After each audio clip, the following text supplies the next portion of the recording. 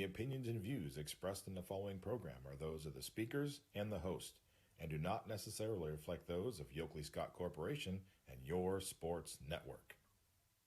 Yeah, I've been closer to Jesus before, so can you help me out? Oh, can you help me out? Am I on my own? Am I on my own? Or can you help me out? Am I on my own? Am I on my own? Or can you help me out? Can you help me out? I've been scared to look at my soul.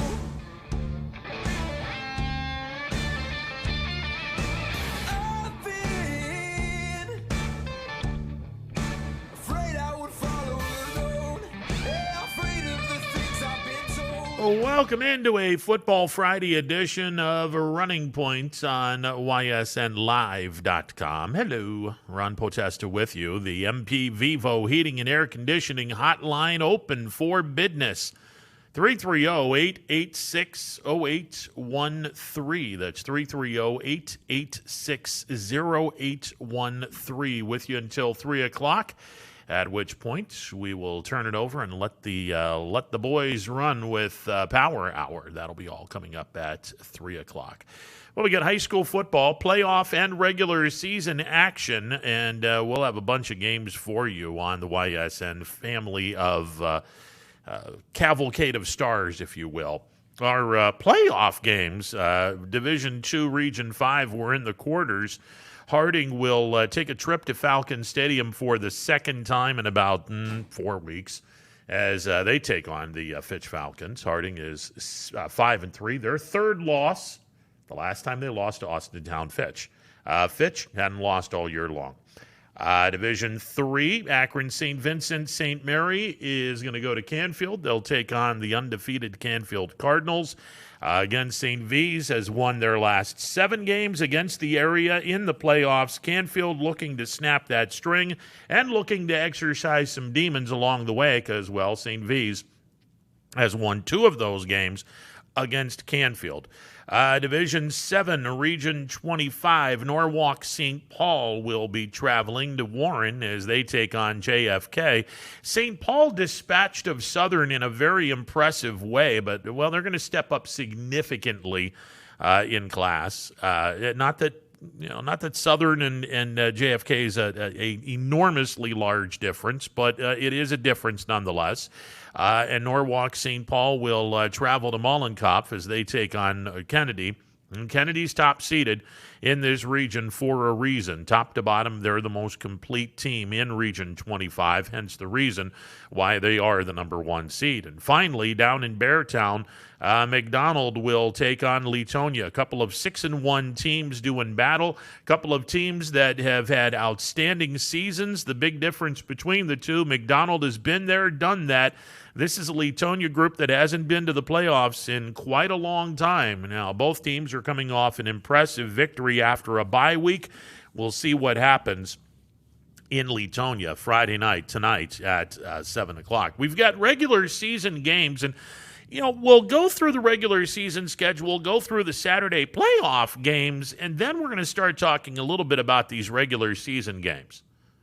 Because they're not normally, I mean, they are a regular season game, but now that you've been eliminated from the playoffs, this is a situation now where it's a much different game, and you have to look at it in a much different light.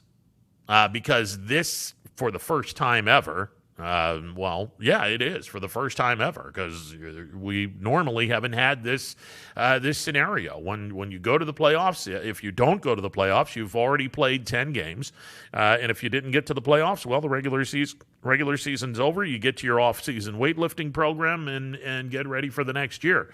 If you're in the playoffs and you get eliminated, that's it. Program's done for the year. You turn your uniforms in, you turn your equipment in, and you start the off-season weightlifting proposition. This is different. This is definitely different. So let's get into the Saturday playoff games first. Division 4, Region 11. No, 13. I got to keep multiplying here. It's 4 regions per. Four regions per division. 4 times 3 is 12. Division 4, first region, Northeastern Ohio. Okay, it's 13. Division 13, Chagrin Falls will go to Poland to take on the Bulldogs. Ursuline will travel to West Branch to take on the West Branch Warriors. Division 5, Region 17, Beechwood is undefeated. They'll travel to the New Digs at South Range on State Route 46, where they will take on an undefeated South Range Raiders team. Crestview at 6-1. They will go to Portage County, just inside the Portage-Trumbull County line, where they will go to Garrettsville to take on Garrettsville-Garfield. And finally, in D6, Region 21, St. Thomas Aquinas will take the trip to Springfield to take on the undefeated Springfield Tigers. Meanwhile, Pie Valley will travel to Mogadore, just outside of Akron, to take on Mogadore. And LeBray will travel to the Cleveland suburbs, as they are in Wickliffe, to take on Wickliffe. Your regular season game on Saturday night is going to be Cardinal taking on Mineral Ridge from Fitch High School. That game will start at 7 o'clock. By the way, all of these games are starting at 7 o'clock, by the way. Tonight, regular season games. Niles is at Howland. Columbiana is at Lakeview. Brookfield is at Champion. Newton Falls is at Jackson Milton. Western Reserve will be playing Lowellville. That game will be played in Struthers. And that is Lowellville's adopted home this year. And Waterloo will be playing at Matthews. All right, so as we take a look at the regular season, which is now different. I mean, there's no two ways about this. This is different. As I mentioned prior to the playoff schedule for Saturday, this is a very different regular season, where in previous years, prior to 1972, you played the regular season and that was it. And you were going to be hoping that if you had an undefeated season, the Associated Press and those that vote on that prestigious poll prior to 1972 gave you some attention, and maybe, just maybe, you found yourself in a mythical state championship. When the playoffs started in 1972, 72 through the early 80s, if I'm not mistaken, you went to the top 2 teams. Top 2 teams in each region. And I believe 1982 or 83 was the first year in which they went from the top 2 to the top 4. But nonetheless, when the playoffs started from 1972 to around 1983, they took the top 2 teams. From 1983 to 1998, they took the top 4 teams in each region. And since 1999 until this year, I should say, under normal circumstances, the top 8 teams in each region were going to the playoffs. And it was real simple. You played a 10-game regular season. If you didn't qualify for the playoffs, you turn your equipment in, you get the off-season weightlifting program started. If you go to the playoffs and once you get eliminated, you turn your uniform in, you turn your equipment in, and you get started with the off-season conditioning program. This year is different. This year is very different because now you have regular season games that can be played after your teams have been eliminated from the playoffs. So, and let's listen, I'm just going to say it. These games mean absolutely nothing. They do. They mean absolutely nothing. To the tune of, and let me just rephrase what I mean. They mean absolutely nothing to the tune of how you are going to be perceived in the year 2020. Okay, if you won a few games, wonderful, but still the reality is you went to the playoffs because everyone did, and you played some games to get some more games in for the kids, and then once the 10 games is up, you can go turn your uniform in and go from there. It's a different way of going about this. However, here's the difference. And I'm going to be curious to see how many coaches are going to understand this difference. Your regular season is now playing out the string. Now, let's be honest. For the seniors, this is their last chance.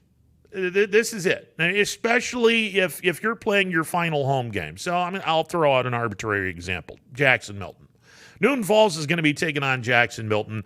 This might be the last home game at Jackson Milton High School. So the seniors are going to be jazzed up, and they're going to be, okay, we want to leave our era on a happy note. Yeah, no problem with that. But you also have to, especially if you're a head coach, you also have to understand, okay, I want these guys to have their moment in the sun, but let's be honest, these games right now, this is my opportunity to get the underclassmen a few games under their belt and carry that with them into the off season. So is the focus really on the seniors in the final regular season game, if this is, in fact, the final regular season game, or should the focus really be on what is going to matter a hell of a lot more, and that is post-2020 when the 2021 season begins, and the kids who were playing in this COVID season are going to be playing again, unlike the seniors who, once they graduate, they're ineligible to play high school football. This is where you as a head coach, and this is why I am so glad I would not be a head coach right now in this environment, you have to walk the straightest of line, the tiniest of line, and make sure that everyone is being taken care of. Because let's be honest, these games between now and the end of this season, all of these teams have either been eliminated from the playoffs or they weren't in the playoffs to begin with because they chose not to be in the playoffs. But all of these teams have been bounced from the playoffs, whether they were in there in the first place or the fact that they went and they were defeated and they're now eliminated. These games are all about the underclassmen and getting the underclassmen all kinds of work prior to the start of the 2021 season. Now, you can sit back and go, well, what about the seniors? Well, of course, you got to take care of the seniors. And again, this is where the coaches are going to have to walk an extremely tight rope. Very small, teeny tiny little rope where you got to keep everyone happy. You got to make sure the seniors are going to get their time because, well, this is going to be it. This is their last hurrah. This is it. But you also have to sit back and go, without offending anyone, hey, yeah, you guys, you can have your moment in the sun, but it's not really all about you guys. It's more about my guys that are going to be playing next year that need the work now to get ready for next year. And maybe I want to win some ball games with my underclassmen so I can get some momentum going forward into 2021. That's a cold thing. But you know what? If you don't think that there are coaches that are talking about that, maybe not publicly because, well, I mean, it sounds bad. I mean, look, it does. Let's be honest. It sounds bad. If you're going to sit back and say, well, the senior class, okay, you're going to give them their moment in the sun, but it's not really about you guys. It's more about the underclassmen because we got to get everyone up to speed so we can be a better team in 2021. Woof. That does sound, doesn't sound too flattering for the senior class, but you know what? That is a reality. That is a reality. People may not want to talk about that, but that is a reality. And that's one of the reasons why coaches decided, hey, if we only play 6 regular season games and we happen to go to the playoffs, but we're bounced in the first round, that's 7 games. Well, what the hell? Can we play 3 games and give us 10 for the year? And the OHSA, yeah, sure, why not? Absolutely. And it's a great decision. It's absolutely a great decision. So from that perspective, you absolutely need to play these last few games. And it may not be about the seniors, it's more about the underclassmen. Yeah, it's not pretty to say, but you know what? That's a reality. All right, let's go to the MP Vivo Heating and Air Conditioning Hotline. My man, Jimmy P. What's going on, brother? Jimmy, you there? Hello. He hung up. You got to hang on to the line so we can, when I put people on just before we put them on the air, I normally just click on this thing. I normally don't go to the people on the air immediately. I guess I'm going to have to. All right, Jimmy P., you're on the MP Vivo Heating and Air Conditioning Hotline. What up, brother? Nothing, brother. Howard, how's everything in Y-Town? You guys making and surviving? Unseasonably warm and gorgeous northeastern Ohio day, and in the words of my 87-year-old father, golfing for the last time until next year. Well, let's see. Yesterday was 85 here in St. Louis, and it's getting ready to storm, and the temperature is going to drop to the 40s for Friday night football tonight. So it's going to be a 43-degree temperature swing. Yeah, we're going to get that tomorrow. Apparently tonight it'll be nice, and then whatever happens overnight, and then it just becomes ugly as hell tomorrow, and we'll be back to your normal, typical northeastern Ohio, overcast, gloomy, low 50s, high 40s, disgusting type of weather that you've grown to come and love. No, wait a minute, you're not in Ohio anymore. Yeah, you're one of the wise ones, I guess. You know what? I would totally agree with that. Absolutely. So, but no, I was listening to you talk about playing the regular season games after they've been after teams have been bounced out of the postseason, and we're in the same boat here in Missouri, especially in St. Louis, where finally, the kids were allowed to start playing 3 weeks ago. But the one thing that I will say, I agree with you on a lot of your points, but the one thing that a lot of these coaches are also looking at is, yes, it's for the seniors, but a lot of these folks are also looking for game tape. For these kids that may be that tweener that, is looking to get more reps and get more film for recruiting purposes, because, how, college recruiting in the age of COVID in 2020 has kind of changed everything when it comes to recruiting. Coaches are looking more at film and different things along those lines. And so that's why a lot of coaches are picking up these games, these extra games, to give their kids opportunity to get some more reps, to get some more game film. And, that way they can, utilize that. If you've got somebody that's, on the bubble of a Division II, Division III, a Division III NAIA, having that extra game film and those extra games is going to help that, player. And I'm just not talking football. I'm talking all sports. I think Jimmy, I think there's some truth to that, especially when you're talking about a senior, and it doesn't happen all the time, but maybe a senior that really did not have a solid high school football career, but then his senior year he turns it on and has a magnificent senior season, which might intrigue someone in D3 or junior college or somewhere to take a look at this person and possibly invite them to play football in a D3 environment. I think that there's some truth to that. Absolutely. Yeah, no doubt. And I mean, we're talking to a lot of the coaches, especially here in St. Louis, because honestly, that's what's going to happen. Tonight is the last week of our regular season here in Missouri. Playoffs are going to start next week, with district play.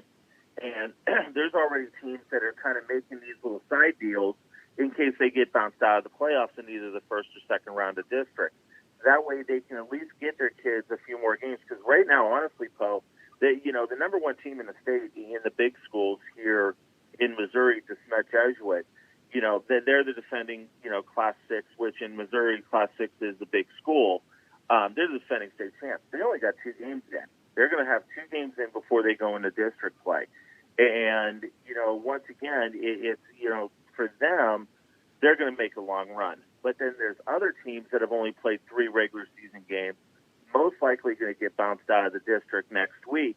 And so their ADs and coaches have already kind of formulated some deals, to go ahead and pick up maybe 2 or 3 games, because here in Missouri, you can play all the way up through Thanksgiving weekend.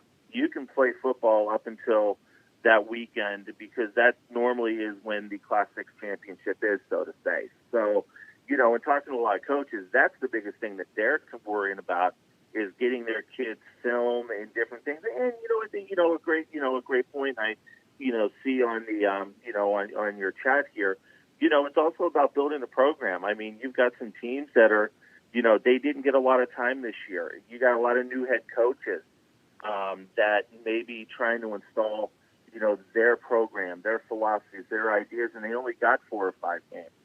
Those extra games, yeah, you're going to honor your seniors, but you're also going to get those underclassmen a lot of reps, because you need to start building your brand in that program. Oh, no question. And I find it really interesting. Here you are in the state of Missouri, and you have a border state to the south of you. And I know this to be true because, Lord knows, I've made a number of drives from Tennessee into Missouri, and you go into Dyer County, which is the county to the extreme north on the Tennessee-Missouri border. You go to the south to the state of Tennessee. Not only has the state of Tennessee played every single game on time, they're percolating their regular season, 10-game regular season, and will get into the playoffs either next week or the following week. So it's interesting where, Missouri only got to play a few games, yet one of their border states to the south, in talking to my compadres down in Jackson, they're like, no, we've played our season, and everything has been pretty solid by and large. Oh, I'm going to go one step further. The only 2 counties in Missouri that did not have the opportunity to play a full season is St. Louis City and St. Louis County. St. Charles County, which is right next to St. Louis County, most of their schools are going to get all 9 of their regular season games in. Jefferson County, a lot of those schools are going to get all 9 of their regular season games in. Down in the Cape Girardeau area, out in Columbia, out in Kansas City, a lot of those schools are going to get their full regular seasons in.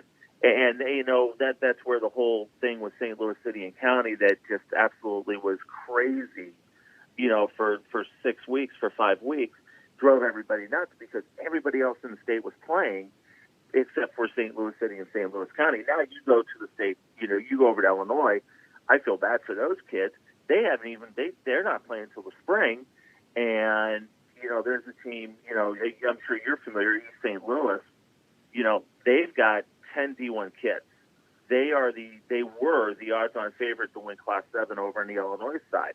Those 10 D1 kids are not going to be around to play spring football in Illinois, and in fact, one of the top quarterbacks in the country, Tyler Macon, has committed to Mizzou, and there was talk that he may stay to play in the spring.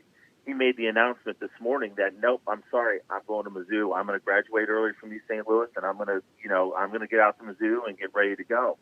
And so you've got those situations over in Illinois to where they're going to get a 7-game schedule in the spring, but they're not going to have a lot of their top kids because of, a lot of them graduating early, going to their colleges and getting ready to go. Well, and I don't blame them because, let's be honest. No. If you got a D1 scholarship waiting for you, the last thing you want to do, and I'm sure the D1 coaches have pretty much said, hey, look, the last thing I want you to do is to play a game in the spring because you're going to be playing spring football if you graduate early. Now, if you don't graduate early, and you decide to come to us in August or September for fall practice, you will have already played a football season, and your season will now be from March all the way through to January. No. That's not a football season. That's there's a reason why Ohio did not want to play their season in the spring if they didn't have to. And as it turned out, I think they made the right choice, even though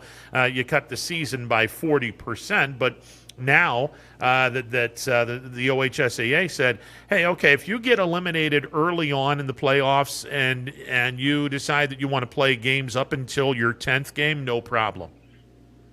Yeah, and once again, I think that's what, the Missouri State High School Activities Association did, and a lot of the areas took it and ran it, and once again, there's not been a major outbreak. Have some schools lost games because of, quarantines? Absolutely. We all knew it was going to happen.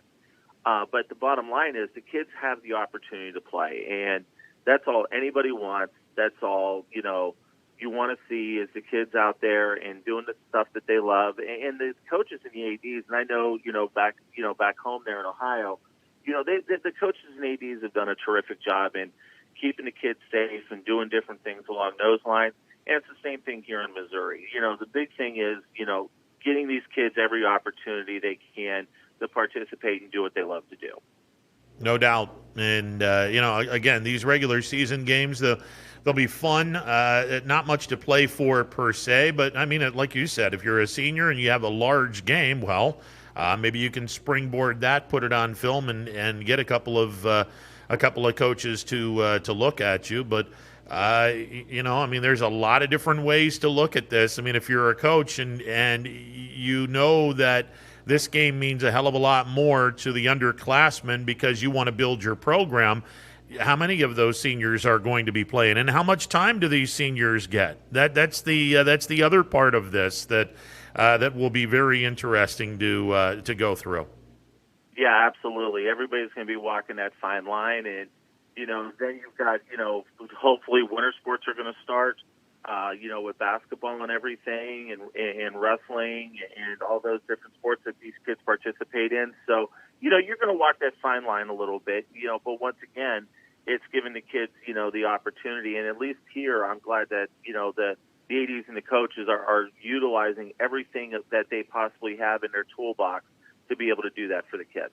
Well, and it is all about the kids. I mean, there are times when folks kind of wonder, based on some decisions that might be more financial than anything else. But at the end of the day, you got to make it about the kids.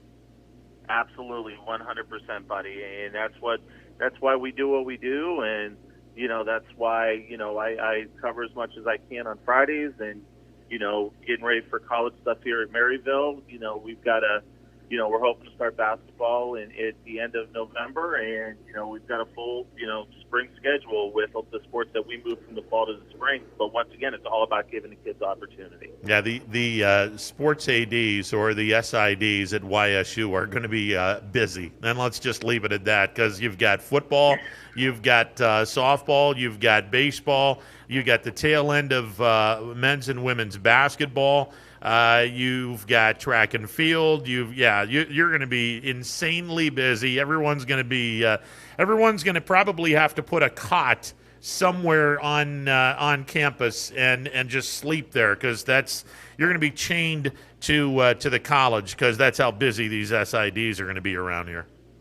Oh, I already have my air mattress here in my office getting ready for that. So believe me, that thought has definitely been posed. So, but no, I mean, once again, we all do it because we want the kids to get the stuff that they need, and that's why we do what we do. And Trevor and Jamie do a great job over at YSU, and their staff is outstanding. And I know here at Maryville, we're excited about that what we're going to be doing in the spring as well with moving. At least we don't have football here, but we've got soccer and we got volleyball that's going to be bumping into the spring. So it'll be busy, but once again, it's all worth it to see the kids out there competing and having fun. Amen to that, brother. Hey, always a pleasure, bud.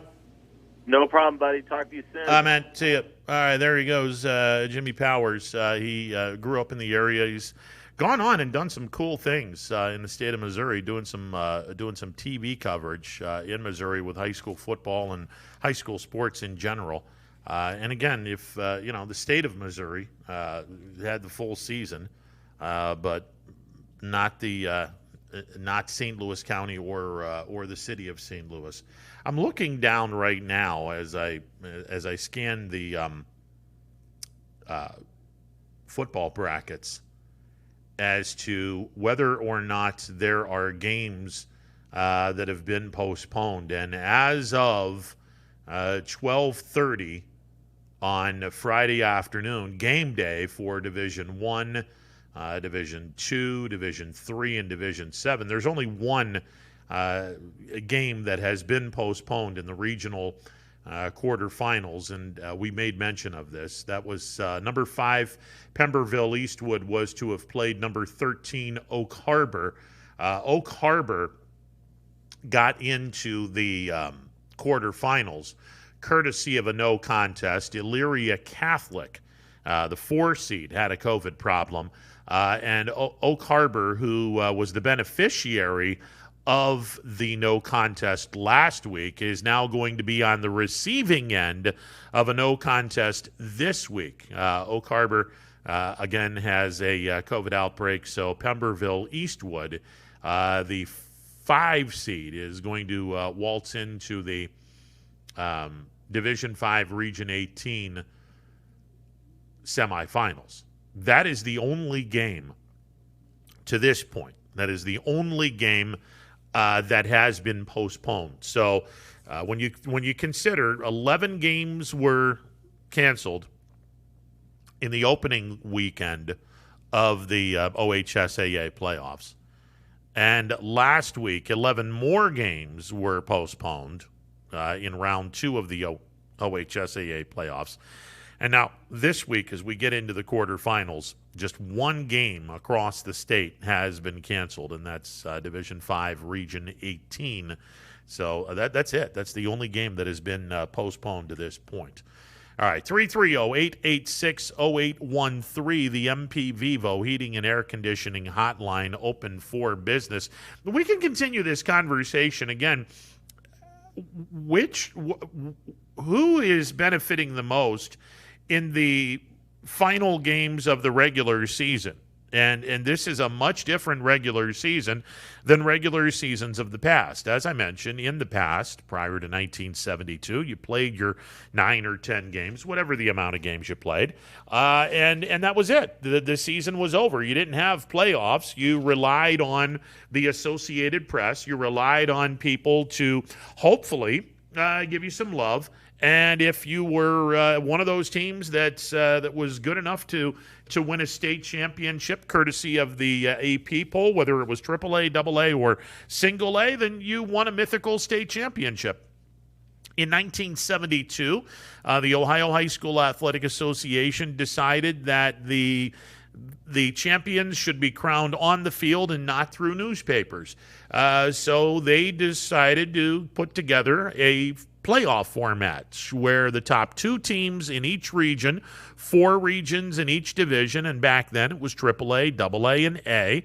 You had 4 regions to each classification, and the top 2 teams in each region went to the postseason. This was from 1972 through 1983, if I'm not mistaken.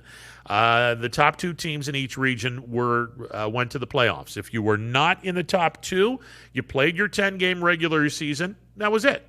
You didn't play another game. You turned your uniform in, you turned your equipment in, and you started the off-season conditioning program. In 1983, all the way through 1998, the OHSAA decided, you know what, we're going to expand this. Let's go to 4.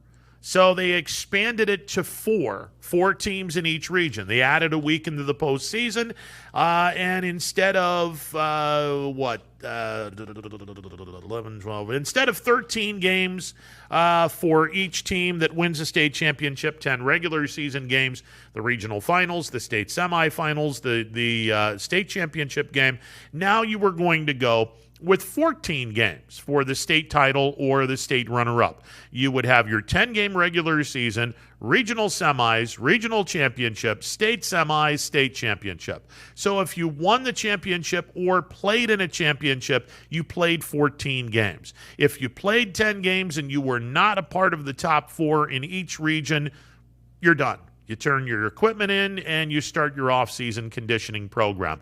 In 1999, the OHSAA decided, you know what, we need to improve this to another round. So now we got a 15-game season for state champs and state runner-ups. And from 1999 through 2019, this was how it was. If you played 10 games in the regular season and you didn't finish in the top 8 in your region, you turn your equipment in, you start the off-season conditioning program.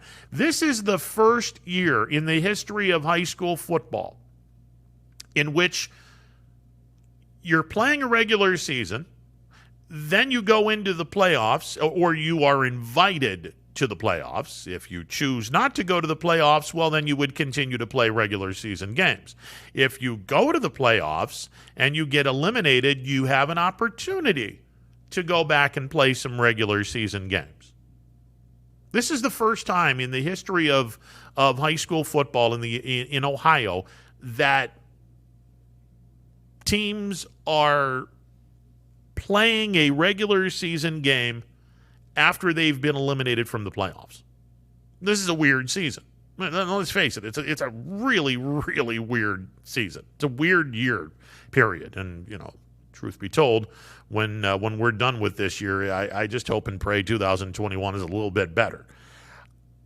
But all of that being said, and we mentioned this at the top of the show, the coaches have to walk a very fine line. Okay. For the seniors, this game tonight, whether you're playing in Howland, Lakeview, Champion, Jackson, Milton, Lowellville, even though the game's in Struthers, but that's their adoptive home field this year, or Matthews, pretty good chance those kids are going to be playing in their stadium for the final time. Pretty good chance. You're walking a fine line because, okay, you got to honor those seniors. But by the same token, these games aren't for the seniors. I mean, okay, Jimmy brought up an interesting point, and it is valid. You can get extra tape for kids that might have fallen through the cracks in this COVID world where you could get more information out there to Division III, Division II coaches and maybe some NAIA coaches. No question. But by and large, these games, they should be for the underclassmen. Because at the end of the day, these games are extra, if you will, for the upcoming 2021 campaign. And now this is just my personal opinion. If I were a head football coach, yes, I would have my seniors out there, but they wouldn't be playing the whole game.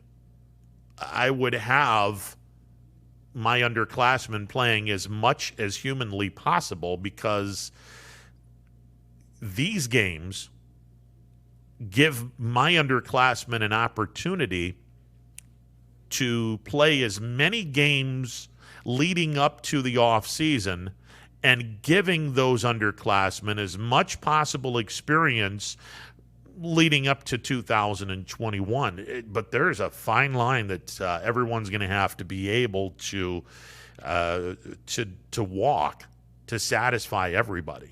I mean, this is going to be entertaining to say the least. Because, I mean, let's be honest, there's seniors that are going to be playing perhaps their final game. You got to honor them. Absolutely you do. You can't sit back and say, well, you know what, guys, we're benching you this game because we got to play our underclassmen, because at the end of the day, these are the games that are going to matter a hell of a lot more to them than it does to you. Well, you can't do that. I mean, come on, you can't do that. Do you play the seniors all 48 minutes and you forego possibly some of the underclassmen and giving them some experience? I mean, again, that is a really, really tough tightrope to walk across tonight. By the way, yesterday, making the news, a couple of area coaches resigned. Chet Allen at Liberty and Valley Christian's Jamont Ware both resigned yesterday. I'm a little surprised that Chet Allen resigned at Liberty, and I'm a little surprised that he wasn't given an opportunity to have another year with those kids. Very young football team. And I thought that Liberty was showing some signs of improvement and certainly gaining more and more with each game with the experience of the kids, that most of them, if not all of them, well, not all of them, but most of them are going to be back next year. So I was a little surprised that Chet Allen resigned yesterday, because I was thinking, okay, this is a year in which everyone has been given some opportunities to play and given an opportunity to grow within this organization. I'm a little surprised that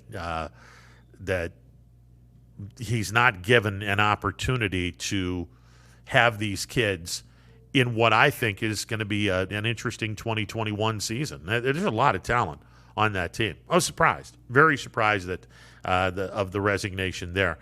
Not so. I don't know very much about the situation at Valley Christian with Jamont Ware. I know this is the first year in the EOAC, and Valley Christian was a team that was in the middle of the pack in the EOAC. I don't know of what's going on over there, but like Liberty, a lot of young kids, a lot of kids that should be coming back and should be gaining from the experience, and I think that, for years to come, and I said this when they first were welcomed into this conference, I think Valley Christian is going to be a tremendous addition, not only in football but in all sports, male and female, to the EOAC. I think this is a tremendous addition. I wouldn't say I'm completely surprised at the decision Coach Ware made yesterday, but it certainly raised some eyebrows for sure. All right, 330-886-0813. We'll take a timeout. Be back with more. It is a Football Friday edition of Running Point, courtesy of MP Vivo Heating and Air Conditioning. Back in a bit. Stick around. 21 News. Let's get right to our top story tonight. More experienced reporters. A new Wilmington restaurant. GM Lordstown. Telling more local stories. We'll look at efforts boy is recovering from a broken around our valley. Community in Niles. We are here in Youngstown, right up. Because you expect It's important for everyone. No place like home. more local news. In Mercer County Court. 21 News is our valley's #1 local news. Welcome home to a home made homier with Baird Brothers Fine Hardwoods. Inspiration starts at BairdBrothers.com and is turned into reality when high-quality hardwoods are delivered right to your home. Baird Brothers has the latest design trends: shiplap and skinny lap interior siding, antique oak rustic flooring, and, well, you'll find them all at BairdBrothers.com. Ordered easily, delivered conveniently, enjoyed comfortably. BairdBrothers.com. Attention football fans, order Coca's Pizza tailgate package for only $54.99. You'll receive 24 slices of our delicious cheese pizza, 20 jumbo wings, and 2 of our famous foot-long pepperoni rolls. Coca's Pizza, we serve it hot. Hi, this is Tommy Clem, owner of WRS Insurance Solutions. WRS Insurance Solutions is a local independent agency that specializes in life, Medicare, long-term care, and disability products.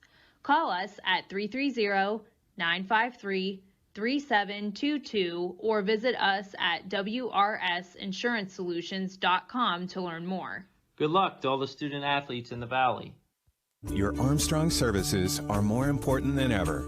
There are more and more connected devices in the home these days. To get the most out of your experience, you need a network that is always getting better. You deserve superior performance, and that's what Armstrong offers every day. Whether you're working from home, enjoying your favorite content together, or simply catching up while apart, count on Armstrong to keep you connected to what matters most.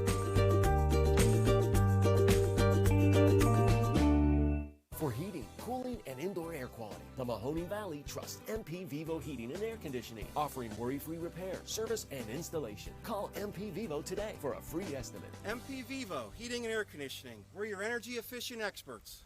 And welcome back to a Football Friday edition of Running Point on ysnlive.com. Coming up next hour, we will hear from the head football coach of the Crestview Rebels, Paul Cusick. He has a D5 Region 17 date in Garrettsville against Garrettsville Garfield, and this should be an interesting game. Garrettsville Garfield dispatched of Cardinal Mooney last Saturday night, 24-21 in a very physical type of game. Meanwhile, Crestview was able to knock off Southeast in very impressive fashion as they beat the Pirates 33-0.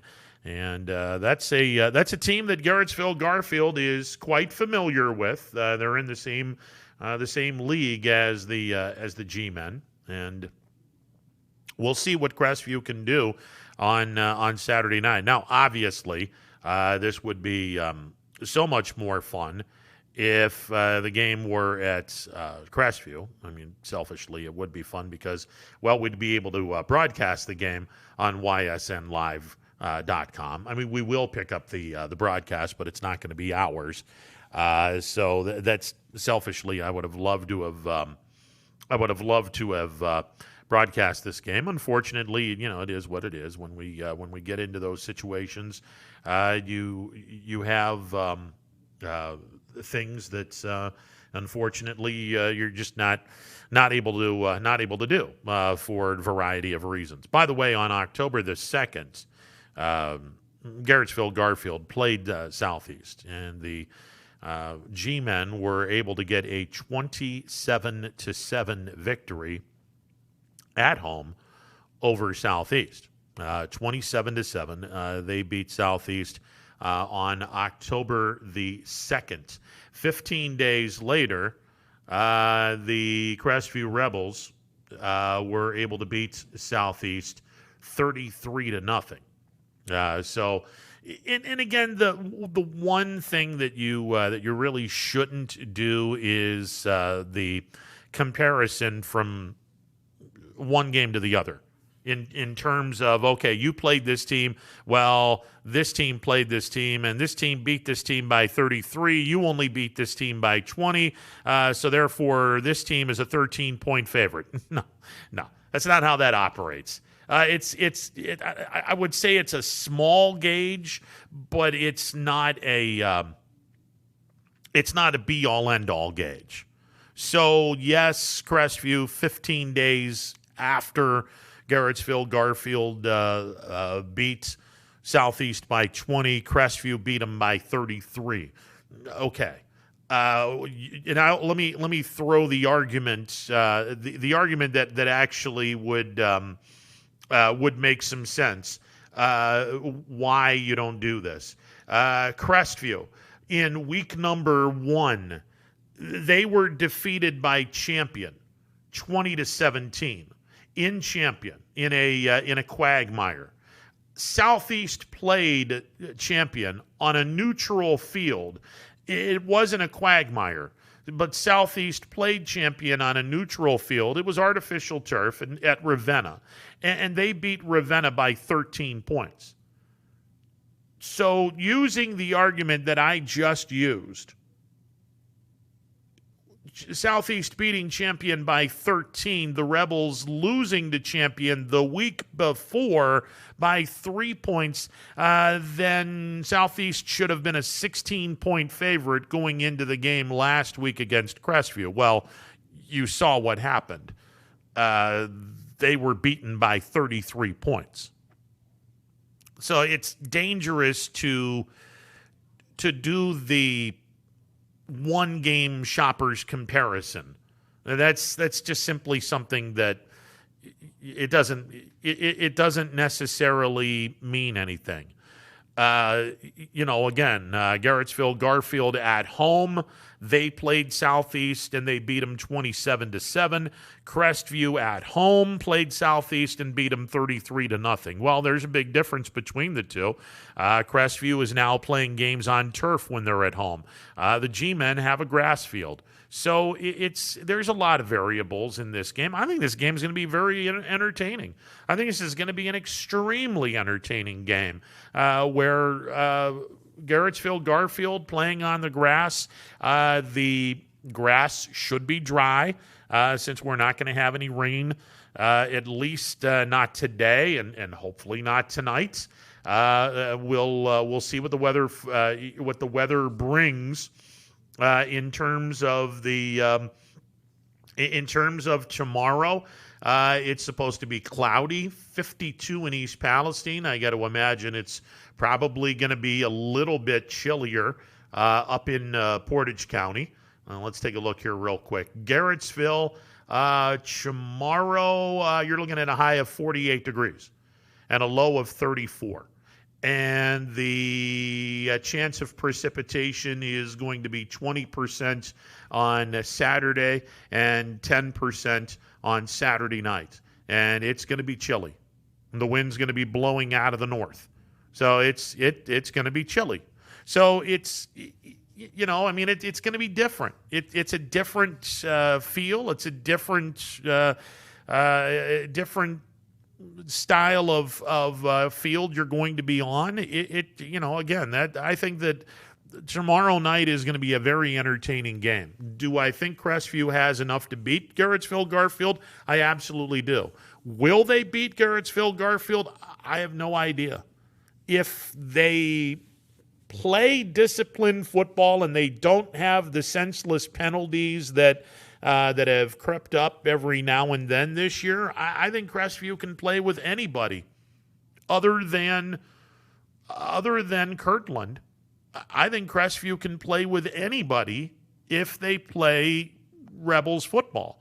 If they're not getting themselves into a bunch of penalties, if they're not shooting themselves in the foot with penalties and whatnot, I think Crestview can play with anyone not named Kirtland in this region. And right now, look, whoever wins this game gets the winner of Beechwood and South Range. And the regional semifinals may very well be an all-local semifinal, which would guarantee us one team into the regional championship, where one can assume Kirtland would be waiting. Now, having said all of that, the equalizer in all of this is what is going on that has made this season so messed up in the first place, and that's COVID.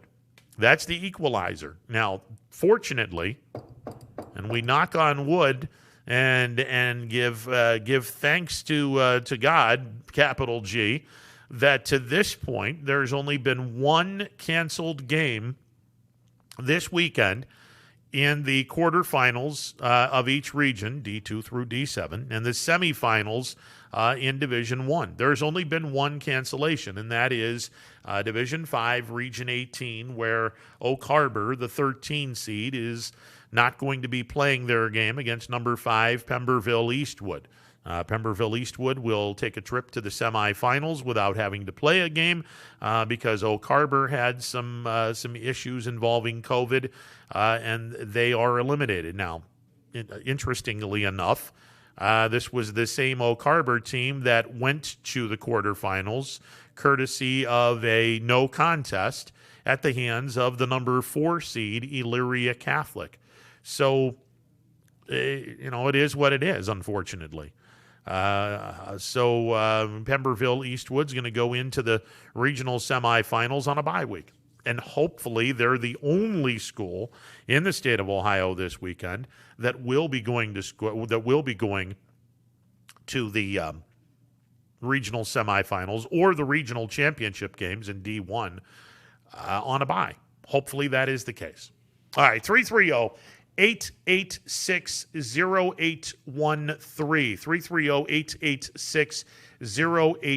330-886-0813. We'll take a time out. On the other side, we get some congratulations in store for one of the local kids who will be going to the state tennis tournament, and we'll talk a little bit about that. We'll also break down the last night's volleyball and girls soccer results as well. That is all coming up after this timeout. It is a Football Friday edition of Running Point on ysnlive.com. For heating, cooling, and indoor air quality, the Mahoning Valley trusts MP Vivo Heating and Air Conditioning, offering worry-free repair, service, and installation. Call MP Vivo today for a free estimate. MP Vivo Heating and Air Conditioning. We're your energy-efficient experts. Hello, I'm Greg Burbick with G. Burbick Farms. For the last 100 years, my family has farmed in the Columbiana and Mahoning counties. I began raising cattle in 1996 with the goal of providing a better product for you and your family on the dinner table. Our grass-fed and grain-supplemented Black Angus beef are raised with no hormones, steroids, or antibiotics. We're known for our hometown-friendly service and incredible tasting products. We're locally owned and have customers across the tri-state area. Our products go from our farm to your family. Stop by our farm on New Buffalo Road or visit us on the web at gburbickfarms.com. Don't forget to like us on Facebook. G. Burbick Farms, it just tastes better.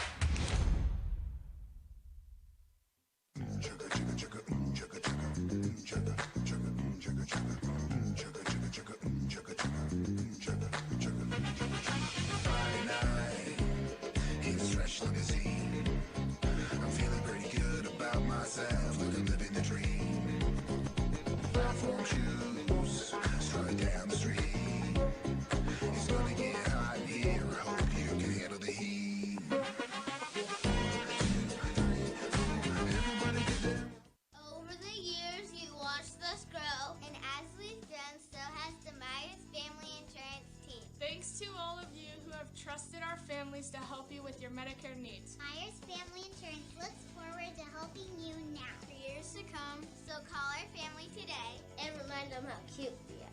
Myers Family Insurance continues to be the area's resource for all your Medicare and retirement needs. Call today, 330-286-3044. It's storm season. I think we're under the gun for some heavy storms over the next couple of hours. And Storm Tracker 21 is ready. This is probably the one we're keeping a closer eye on. On air. And locally, we're going to have a lot of eyes on our area. Online. All right, let's talk high-risk futurecast and the timing of this weather. On social media and on our app. Rain will come and go tomorrow. There'll be some dry intervals. Stay ready with Storm Tracker 21. The severe weather threat now through around sunset this evening. Hi, I'm Colin Chupa. And I'm Kelsey Clem from K-Squared Marketing. Our boutique marketing firm specializes in media planning and buying, public relations, event marketing strategies, and strategic sponsorships. We can integrate our services with your existing game plan, or we can be your entire marketing team. Your goals, our game plan. Let's win together.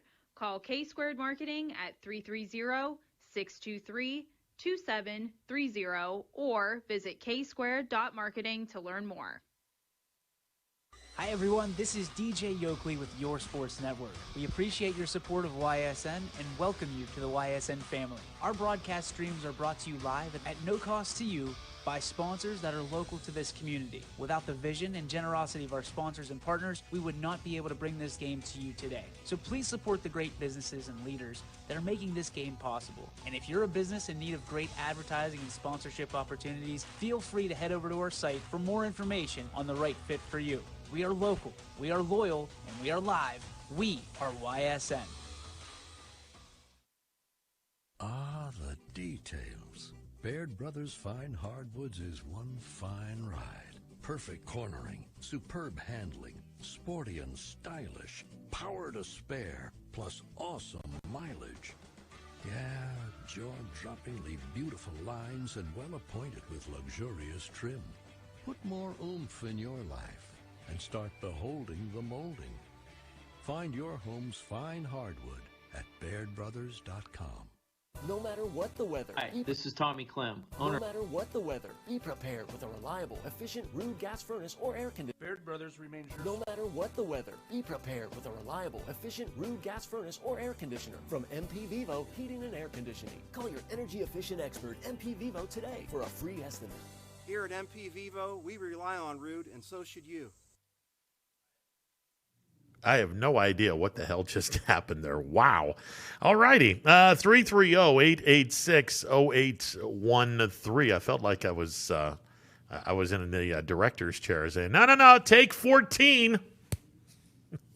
Hey, congratulations to Anna Khan, excuse me.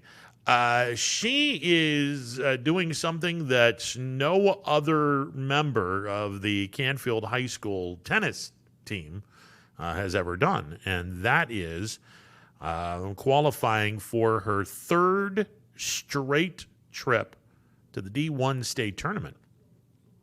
She was able to get to the state tournament after qualifying last weekend's regional tournament in Akron, or the district, I'm sorry. The D1 district out in Akron. She was able to qualify for the state with a very solid performance last weekend in Akron. So Anna Khan is going to be making her third straight trip to the D1 state tournament as a singles player in tennis. And this is the first time in Canfield school history that anyone has qualified 3 times in singles. This according to the Canfield girls tennis coach, Pat Pavlansky.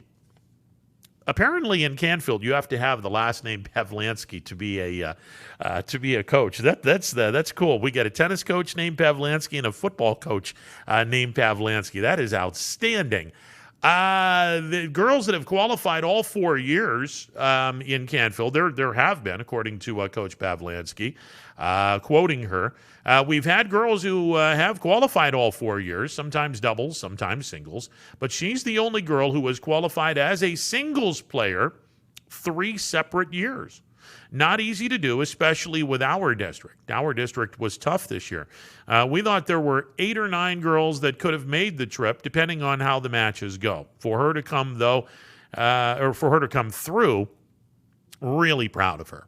So congratulations to Anna Khan, as she'll be taking part in the state tournament. And congratulations to her. First time in Canfield school history that she will be playing singles tennis the 3 years in a row on the state level. And again, congratulations to her. District cross country tomorrow. This will be at Canton Glen Oak High School. The boys are getting underway at 1:30 p.m.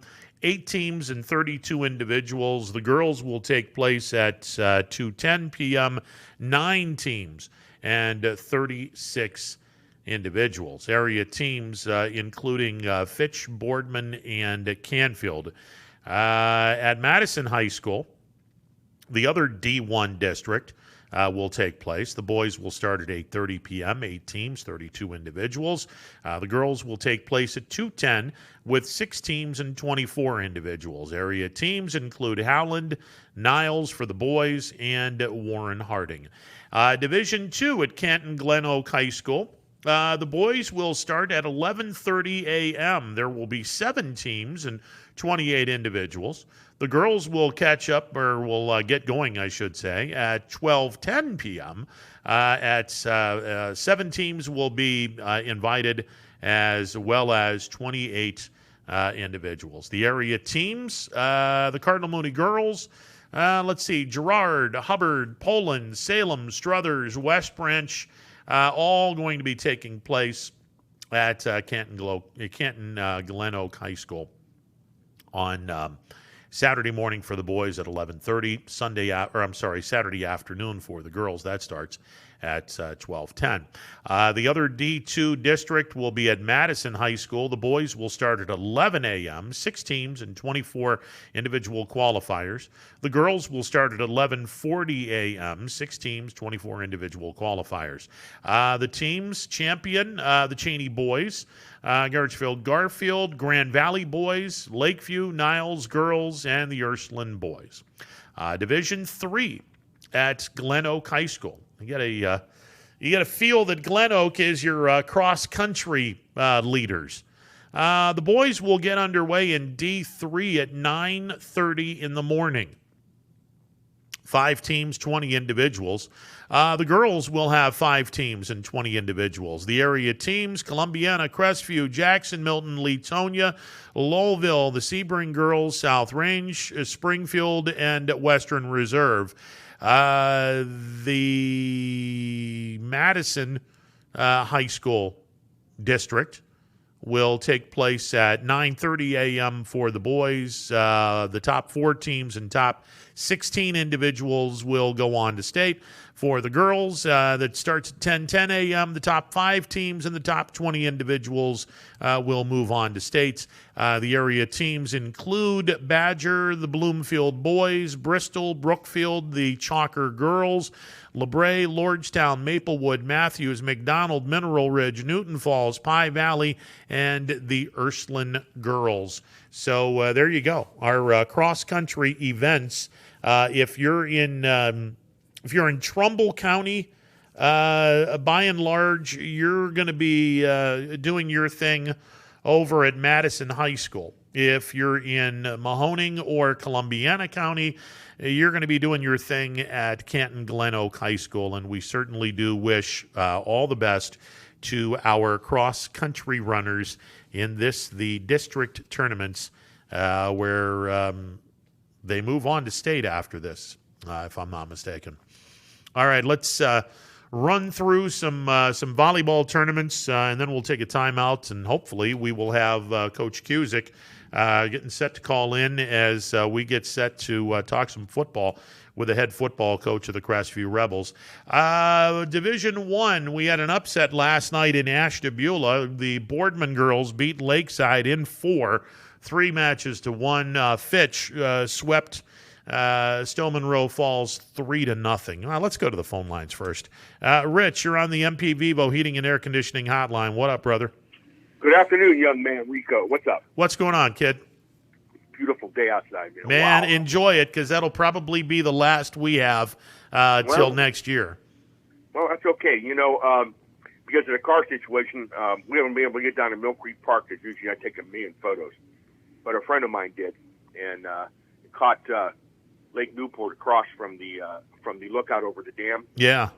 With the unbelievable amount of colors, and then reflecting in the water. Man, I'll tell you what, right from God's eyes to our paintbrushes. Boy, you ain't lying. You ain't lying. Whoa. That's a beautiful scenery.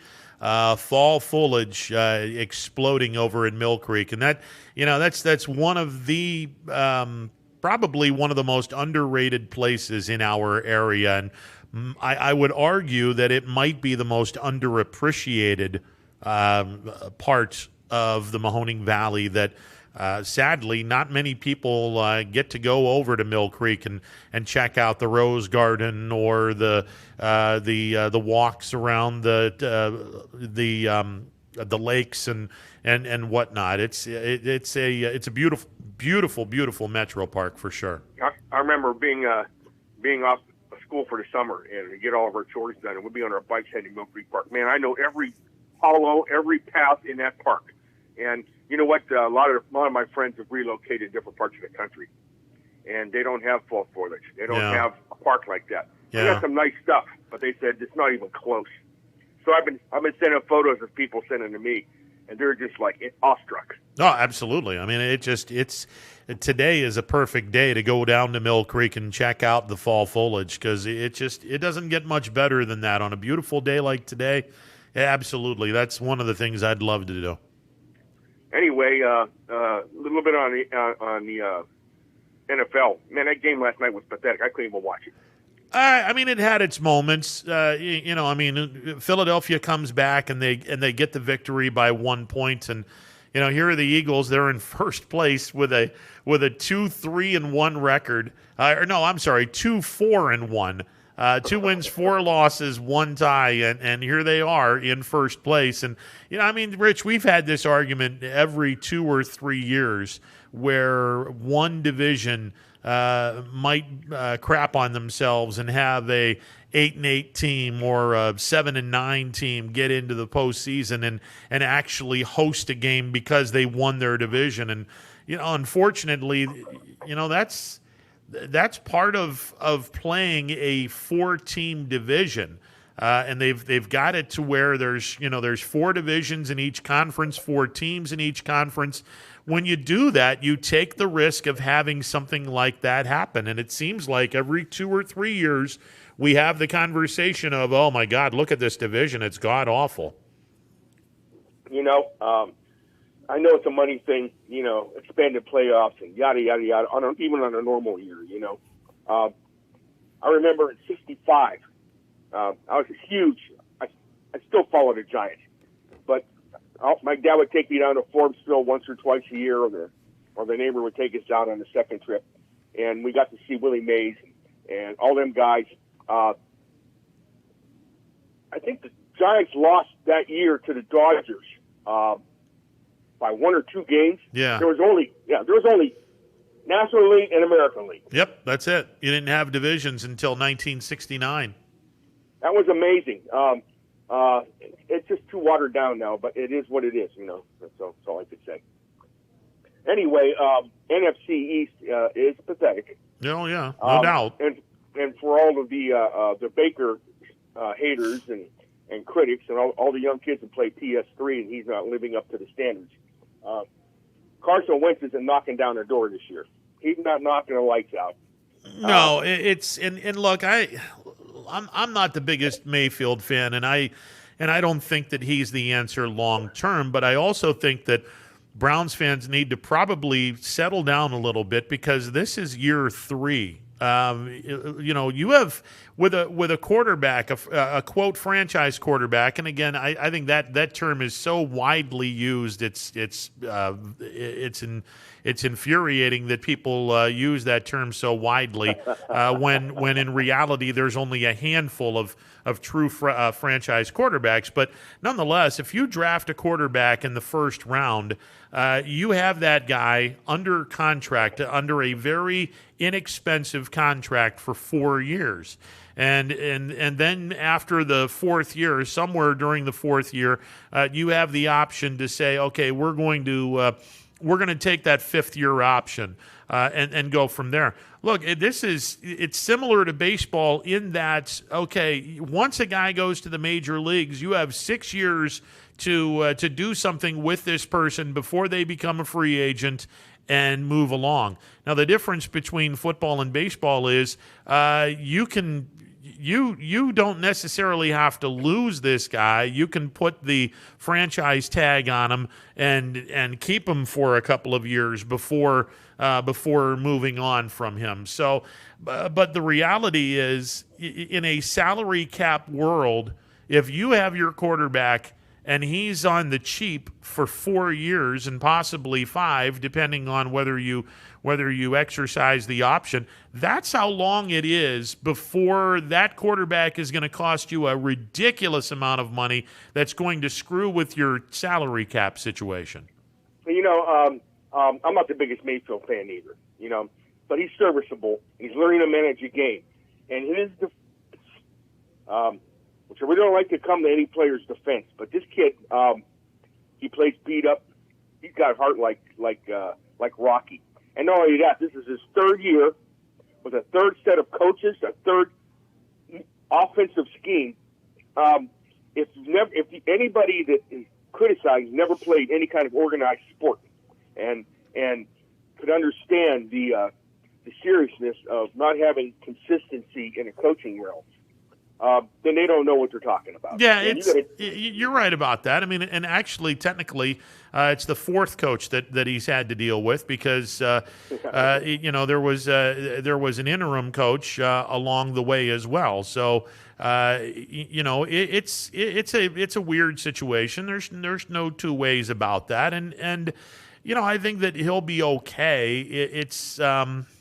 I just don't think that he's the answer. Now, again, this is just year 3. If he has that incredible jump from now to next year, then obviously the Browns are going to be more than interested to get him to that number, get him to that 5th year. They'll exercise the 5th year of the contract and hope and pray that he continues to improve as the team can build around him without spending a ridiculous amount of money on Mayfield. And that's the problem that every team has to face.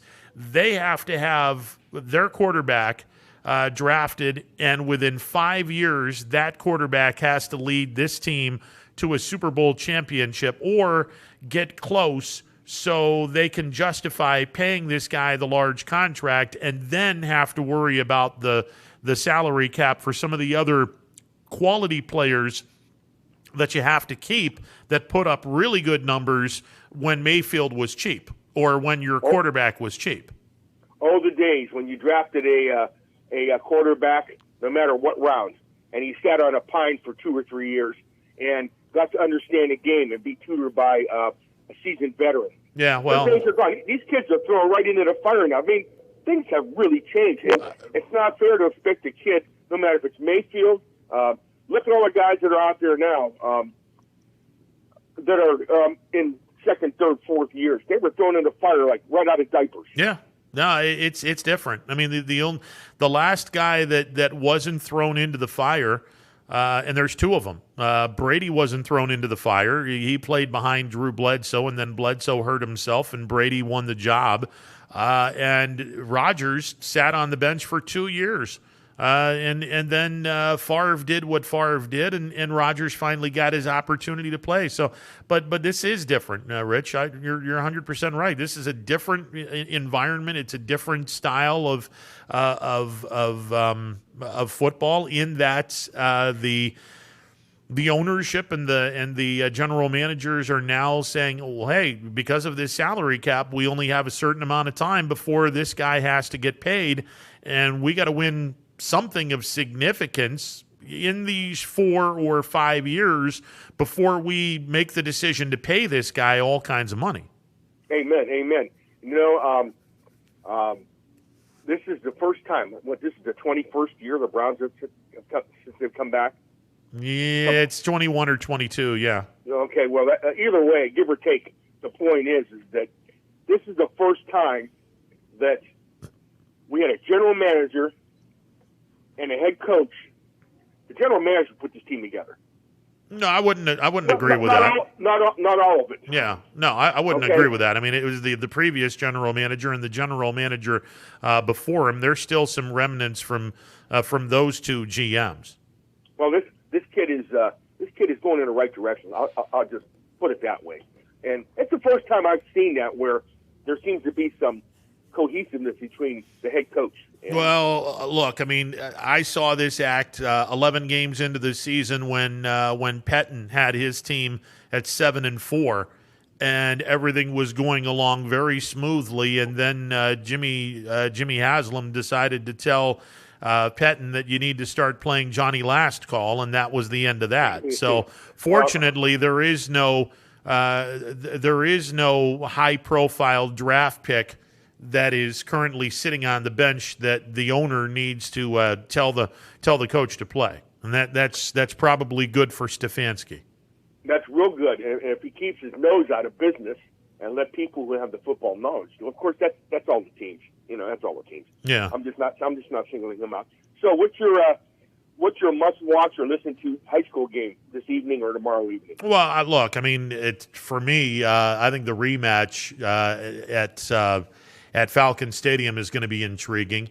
Honestly, I think all 4 games that we have are going to be fun to watch. Harding taking on Fitch. Canfield hosting St. V's, hoping to exercise some demons. You got JFK hosting Norwalk St. Paul. They're a tough team. I think Leetonia and McDonald down in Beartown is going to be a fun game as well. You can't go wrong with very many of the games that we have tonight or tomorrow night. I think there's a lot of intrigue in each one of them. I'm going to be running up and down the dial to see which ones. I'm sure Fitch and Harding will be on the radio somewhere. Well, I don't know. I know we have it on ysnlive.com. Rich, always a pleasure, sir. My friend, have a wonderful weekend. I'll be in touch. You as well, sir. 330-886-0813. Let's dial up Coach Cusick after this timeout. It is a Friday edition of Running Point on ysnlive.com. No matter what the weather, be prepared with a reliable, efficient Ruud gas furnace or air conditioner from MP Vivo Heating and Air Conditioning. Call your energy-efficient expert, MP Vivo, today for a free estimate. Here at MP Vivo, we rely on Ruud, and so should you. Hi, this is Tommy Clem, owner of WRS Insurance Solutions, reminding you that it is open enrollment for Medicare. Now through December 7th, those who qualify can visit our local independent agency by calling us at 330-953-3722 or visiting us at wrsinsurancesolutions.com to learn more. Good luck to all the student athletes in the Valley. Attention all football fans. If you can't see your team play, come and dine with us and watch it live at Boardman, Canfield, or Cortland. Or staying at home, we'll deliver right to your door. That's Coca's Pizza. We serve it hot. 2020 will be a season like we've never seen before, but 21 Sports and YSN will be there for every key moment. The plays, the players, and the stories that will headline this season. Delivered by 21 Sports and YSN. Planning a project around your home or rental property? Trust the electrical service to the local experts with 62 years of serving the Mahoning Valley. Joe Dickey Electric is your local go-to source for responsive, reliable residential electrical work. From everyday maintenance and repairs to new installations, electrical upgrades, and safety inspections, no job is too big or too small. Call Joe Dickey Electric today, 800-549-3976, or visit DickeyElectric.com. That's DickeyElectric.com. Myers Family Insurance knows the importance of a great team. Our team continues to grow to help you with your Medicare and retirement needs. The annual election period is here, so it's all hands on deck to make sure your plans still meet your needs for 2020. Call us today. You may find yourself in some difficulty this winter. Don't get whacked by high heating bills. Call Michael at MP Vivo Heating and Air Conditioning. Michael is a trusted friend who will be able to help you with many things, like getting a 95% high-efficiency furnace this winter from Ruud. Michael relies on Ruud, so should you. Call MP Vivo Heating and Air Conditioning for a free estimate, 330-259-0486, and take care of your heating and air situation. Welcome back to a Football Friday edition of Running Points on ysnlive.com. Tomorrow night, a D5 Region 17 quarterfinal matchup from Garrettsville High School in just inside the Portage-Trumbull County line. The Crestview Rebels will be taking on the Garrettsville Garfield G-Men. And to talk about that ball game, let's bring up the head football coach of the Crestview Rebels, Paul Cusick. Coach Q, how are you today, sir? Good. How are you? Good. So last week, you guys were taking on a very familiar team to Garrettsville Garfield in Southeast, and I thought, by and large, that might have been the best game you guys played this season under the circumstances. A 33-0 victory over Southeast, where just about everything went right, and Mr. Janssens did just about everything. I mean, he might have even stolen Mr. Babel's baton and led the band on Wisconsin. I don't know that for a fact, though. Yeah, he did. He's a Swiss Army knife type player, and he had a great game. And he did what we needed him to do and make plays, and that's what he did. I love the fact that both of your running backs, both Hardenbrook and Powell, each went over 100 yards. And look, I bring up the fact that, Southeast is in the same league as Garrettsville Garfield. You had an opportunity to play this team and looked really good in the process. When you saw Garrettsville Garfield on film this week, did you get an opportunity to see their game against Southeast to kind of compare what they did as opposed to what you guys did over the weekend? Yeah, we did. We got several films, so they're very unique. They run a very unique style of offense, old school wing T / single wing. So what they do is very, very unique to anybody that we've played or will play. So, and how they play is very aggressive on both sides of the ball. Kids play hard, so I think it's going to be a great matchup. I'm pretty excited for it. It's one of those teams that can lull you to sleep offensively pretty quick with the counter plays that they have. And I know against Cardinal Mooney, even though I wasn't here to see the game because I was broadcasting your game for YSN, everyone that was here that was watching the game during Audible call on Saturday night was telling me, they just kept running counter play after counter play after counter play. And then when Mooney fell asleep at the switch, they did a little fake handoff and went up top. It seems like that kind of an offense, you better be disciplined, especially in the defensive backfield, in order to make sure that they don't catch you sleeping. Oh, that's exactly true, because they do a very good job of running their scheme, little play action, and they go over the top. And their passing game is designed as a big play part of their offense. And our DBs are going to have to be very disciplined. Linebackers, everybody are going to have to read their keys and be disciplined, and you can't take your eyes off your keys. Paul Cusick, the head football coach of the Crestview Rebels, joining me on the MP Vivo Heating and Air Conditioning Hotline. Coach Q, I speculated last week, in a perfect scenario, Mooney and Garrettsville Garfield just beat the hell out of each other in a physical game, and Crestview waltzes past Southeast and goes into the quarterfinals to pick up the carcass. Now, that's spoken like someone who has been broadcasting games for Crestview this year, and maybe it is a little homerish. I apologize, but the reality is Garfield and Mooney played a very physical game. You guys waltzed past Southeast.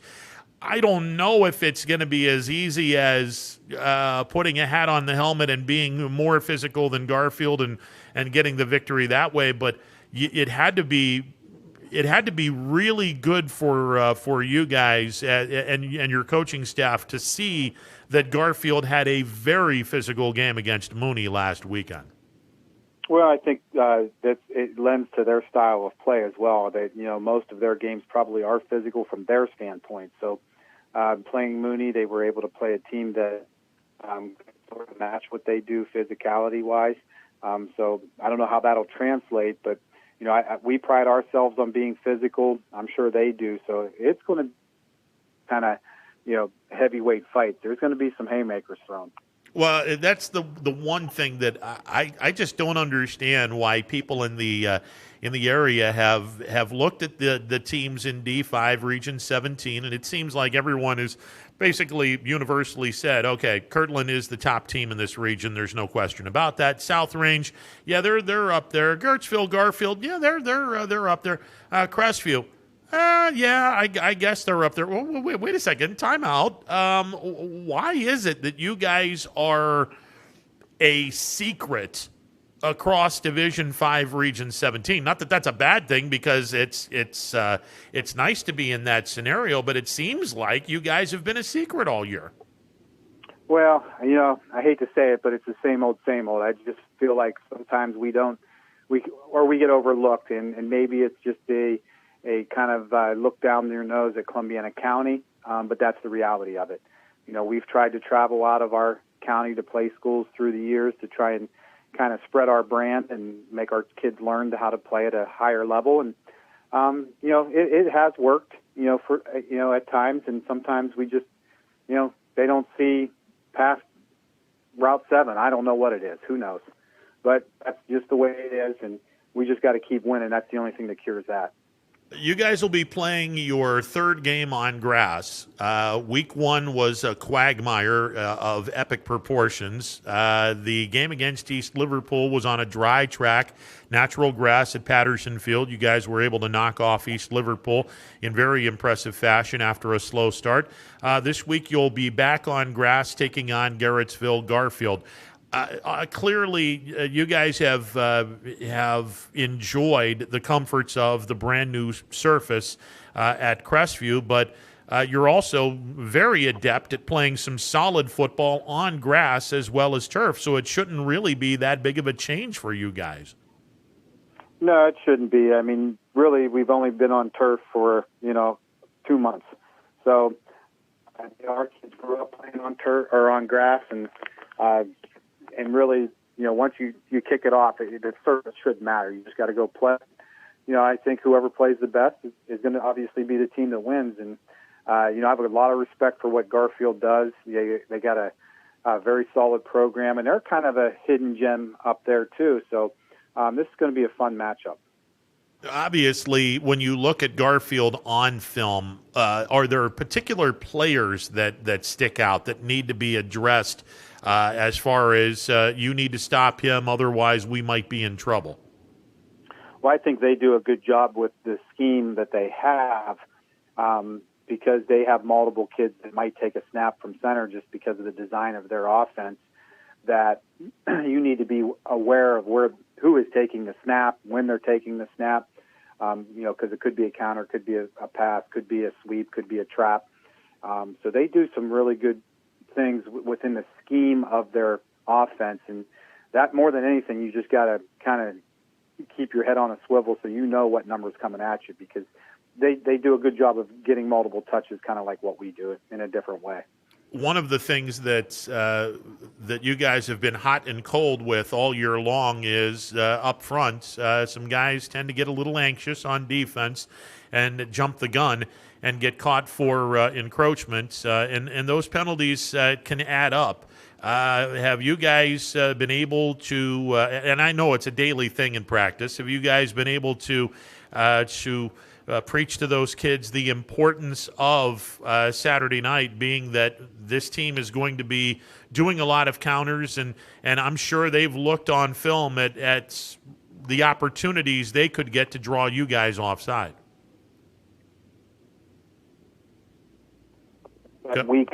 Week 1 is when we really had all the mistakes that we were doing those type of things. And I think we've done a good job of cleaning it up for the most part. We want our kids to play excited. We want them to play aggressive, but they also got to play smart. So those are the things that we continually reinforce. And offensively, it's good luck with anyone trying to stop this team, because you have 2 running backs that are capable of doing anything that they want to in Powell and Hardenbrook. And if you try to stop one, the other will go off. If you try to stop both, well, Anthony Cusick will go back to pass, and he'll go off with the receivers. This is an offense that you're going to score some points. There's no two ways about that. Well, we hope so. I mean, that's the key. We want to get multiple touches to multiple players and give them opportunities to make plays. And for the most part, they have been responding. And I think that puts a lot of pressure on our opponent's defense, and that's another part of our game plan week in and week out is, how are we going to spread the ball around? How are we going to, put that pressure on the defense? And we have to continue to do that. We're not going to be able to line it up and just be one-dimensional against this team. As you get further into playoffs, you play good teams week in and week out, and you better be at the top of your game. Paul Cusick, the head football coach of the Crestview Rebels, joining me on the MP Vivo Heating and Air Conditioning hotline. Q, before we let you go, I know you're busy.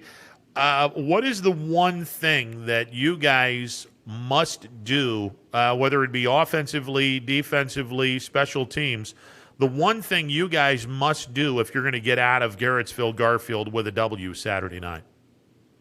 Well, I look at our defense, and I really hope we are disciplined enough to read our keys and just make tackles. And if we can do that, put them behind the chains, I think we have a chance to be successful. And, that's what we need to do. And then just take advantage of our opportunities on offense and put it in the end zone. This should be a fun game on Saturday nights. I wish we were broadcasting the game for YSN. I'd love to be on the call for it. Unfortunately, it is what it is. Hopefully I'll be able to grab a ticket and go to the game Saturday night in Garrettsville. And that should be a great, great matchup in a very interesting environment at Garrettsville High School. Oh, it'll be fun. We're looking forward to it. Coach, all the best to you, and hopefully we talk about a regional semifinal matchup next week. Sounds good to me. Let's make a date. All righty, sir. Paul Cusick, the head football coach of the Crestview Rebels, joining me on the MP Vivo Heating and Air Conditioning Hotline. That's gonna be a fascinating game, and there's a lot of interesting intrigue in that game, and I think he hit the nail on the head. Defensively, they better bring it. They better be able to realize that the best way to describe Garrettsville Garfield is the guys that do the hidden ball trick in on the streets or in circuses or other things like that. You know that the game where a guy's going to have a ball inside 3 cups, and then you're going to move the hands around, sleight of hand. The defense has to be able to have the mentality of finding out, okay, where's that ball in the cup? Got to find out where that is and go straight to it. It's the sleight of hand type of offense that the G-men run. And then when you think that it's going to be a run, then they pull the ball out of the belly and go downfield. It is a very tough defense where you must be disciplined in order to get the most bang for your buck. And I think this is just going to be a fascinating game. I think it really will be a fascinating game. I think Crestview should be able to score somewhere in the 20s against this team, possibly more. But defensively, they are going to have to be on point for the Rebels to win this game. And on point also means making sure that you're not jumping offside when you're, you have them behind the chains on 3rd and long and you jump offside, giving them 5 yards of real estate. You got to stay disciplined, both offensively and defensively, but especially on defense. It's going to be a fascinating game on Saturday night. It really will be. The winner of this game gets the winner of Beechwood and South Range.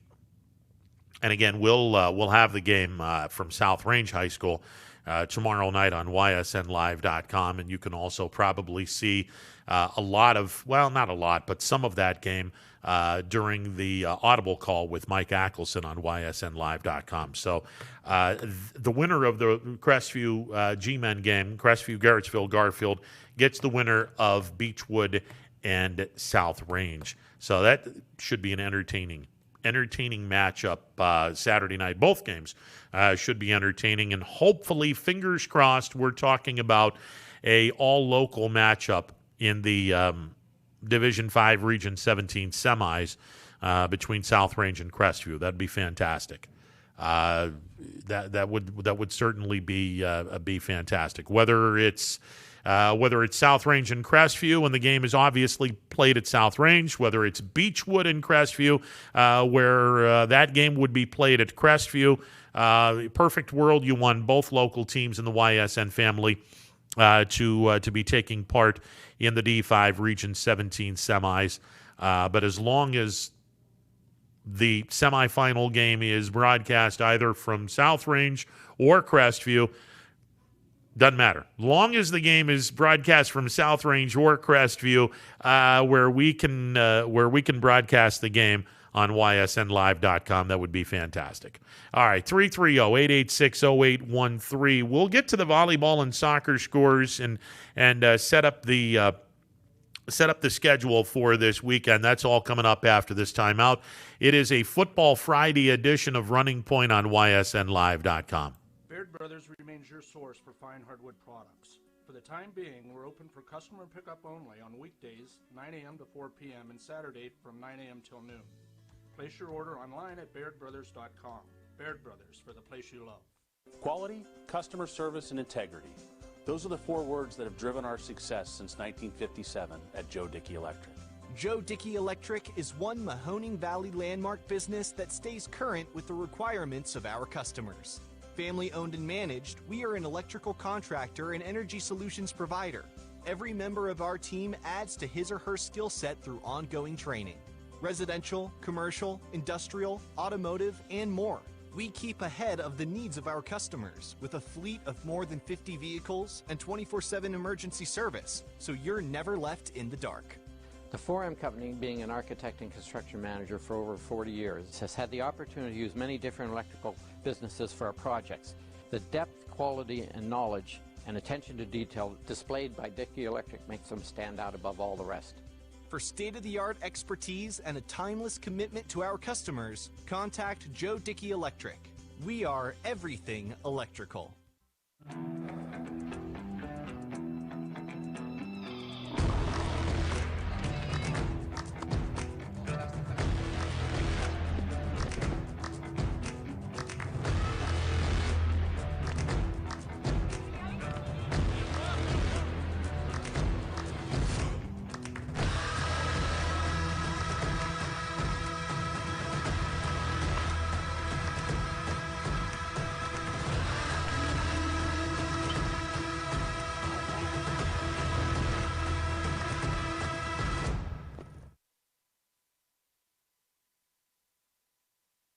Armstrong Local Programming has always delivered an exclusive and unique perspective on the very best events your region offers. High school sports, community events, parades, all your favorite shows from Armstrong are now calling the Neighborhood Channel their home. Watch Out and About, Locally Speaking, and many other great local shows right here on the Armstrong Neighborhood Channel. Find out everything that the Neighborhood Channel has to offer at ArmstrongNeighborhood.com. Spirit, town pride, local communities. Welcome to the neighborhood. 21 News. Let's get right to our top story tonight. More experienced reporters. A new Wilmington restaurant. GM Lordstown. Telling more local stories. We'll look at efforts boy is recovering from a broken around our valley. Community in Niles. We are here in Youngstown. Right up. Because you expect. It's important for everyone. No place like home. More local news. In Mercer County Court. 21 News is our valley's #1 local news. Welcome home to a home made homier with Baird Brothers Fine Hardwoods. Inspiration starts at BairdBrothers.com and is turned into reality when high-quality hardwoods are delivered right to your home. Baird Brothers has the latest design trends, shiplap and skinny lap interior siding, antique oak rustic flooring, and, well, you'll find them all at BairdBrothers.com. Ordered easily, delivered conveniently, enjoyed comfortably. BairdBrothers.com. Attention football fans, order Coca's Pizza tailgate package for only $54.99. You'll receive 24 slices of our delicious cheese pizza, 20 jumbo wings, and 2 of our famous foot-long pepperoni rolls. Coca's Pizza, we serve it hot. Hi, this is Tommy Clem, owner of WRS Insurance Solutions. WRS Insurance Solutions is a local independent agency that specializes in life, Medicare, long-term care, and disability products. Call us at 330-953-3722 or visit us at wrsinsurancesolutions.com to learn more. Good luck to all the student athletes in the Valley. Your Armstrong services are more important than ever. There are more and more connected devices in the home these days. To get the most out of your experience, you need a network that is always getting better. You deserve superior performance, and that's what Armstrong offers every day. Whether you're working from home, enjoying your favorite content together, or simply catching up while apart, count on Armstrong to keep you connected to what matters most.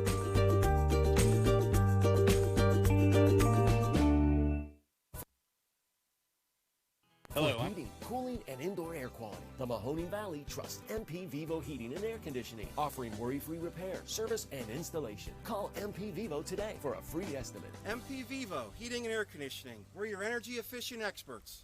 Welcome back to a Friday edition of Running Points on ysnlive.com. Ron Potesta with you. MP Vivo Heating and Air Conditioning hotline open for business.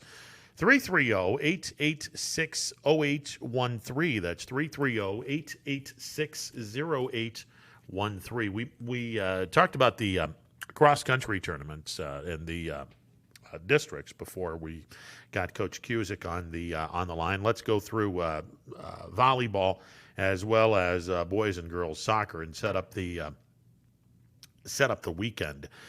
Division I, Fitch dispatched of Stowe Monroe Falls in straight sets. Boardman went up to Ashtabula and upset Lakeside in 4 sets.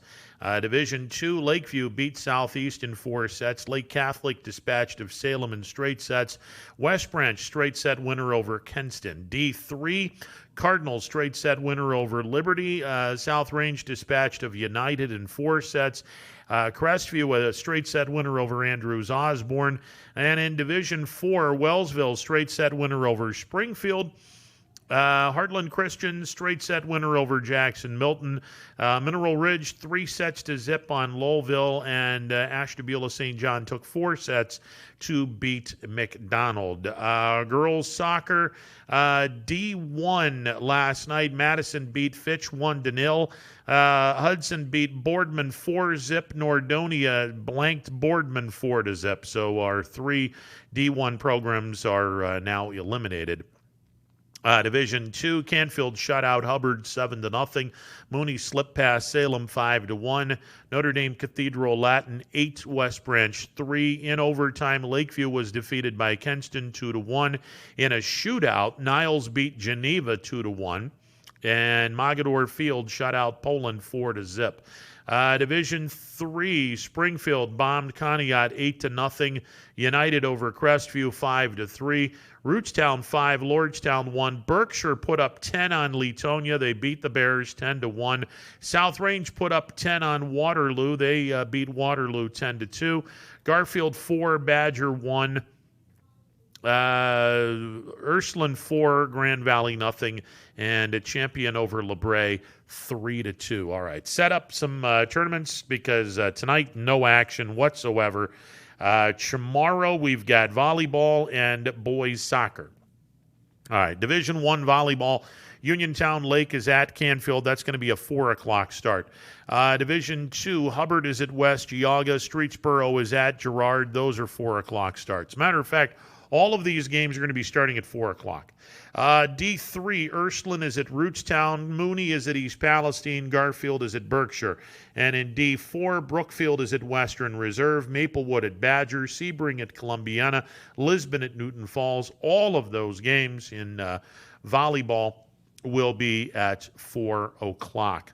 Your boys' soccer tournaments. These are 7 o'clock games on Saturday night. Harding is at North Canton Hoover. Fitch is at East Lake North, and Boardman is at Walsh Jesuit.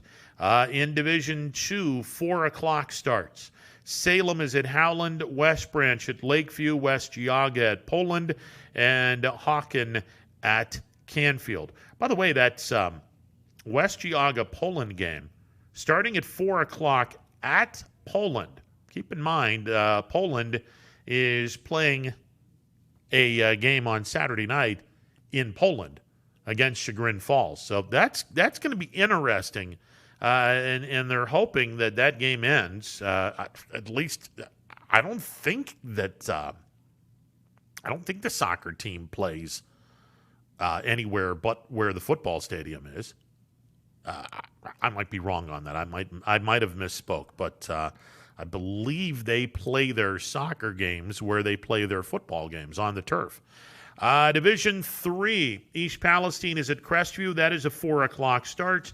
Kennedy is at South Range. Heartland Christian at Badger. Champion at Grand Valley. Those are 4 o'clock starts. At 3:30, Ashtabula St. John will take on Cardinal Mooney. That game is going to be played at Farmers National Bank Field on the campus of Youngstown State University. LeBray and Ursuline will be playing a game at 1 o'clock on the same Farmers National Bank Field on the campus of Youngstown State University. Ursuline and Mooney both play their home games in that on that field.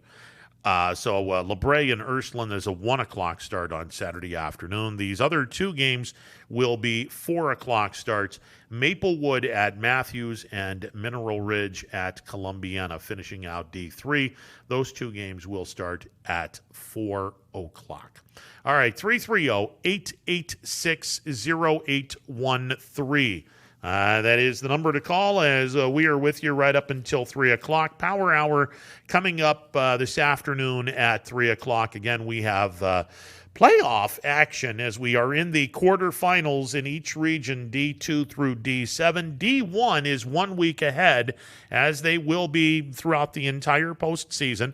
Division 1 is playing the regional semifinals, where D2 through D7, they are playing in the regional quarterfinals. Tonight, D2, D3, and D7 are in action. Harding is at Fitch. That is a quarterfinal matchup in D2 Region 5. D3 Region 9, Akron St. Vincent St. Mary comes to Canfield to take on the Cardinals. And in D7 Region 25, Norwalk St. Paul will travel to Mollenkopf Stadium as they take on Warren JFK. And McDonald travels to Leetonia to take on the Bears. Regular season games today. All of these games will be starting at 7 o'clock. Niles is at Howland. Columbiana is at Lakeview. Brookfield is at Champion. Newton Falls at Jackson Milton. Larry Scragg and myself will be at the Jackson Milton game where the Blue Jays will be taking on the Newton Falls Tigers. Western Reserve will be playing Lowellville in Lowellville's adopted home for 2020. That would be Struthers. And Waterloo is at Matthews. Those games will be at 7 o'clock. Also, East Palestine is at United, and Sebring is at Lisbon. Tomorrow night, D4, D5, and D6 will get their quarterfinal action on. Division 4, Region 13, it will be Chagrin Falls traveling to Poland to take on the Bulldogs, and Ursuline traveling to West Branch to take on the Warriors. Those games will start at 7 o'clock. D5 Region 17, 7 o'clock starts.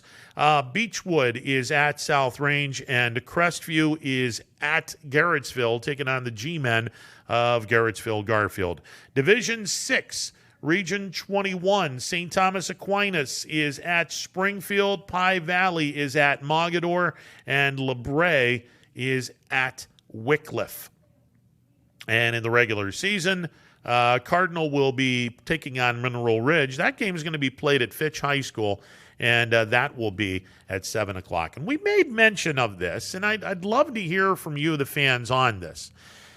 Clearly, this is the first time in the history of high school football in the state of Ohio where regular season games are going to be played after your team has either been eliminated from the playoffs, statewide playoffs, or after the regular season has come to an end, which is weird in and of itself. Welcome to 2020.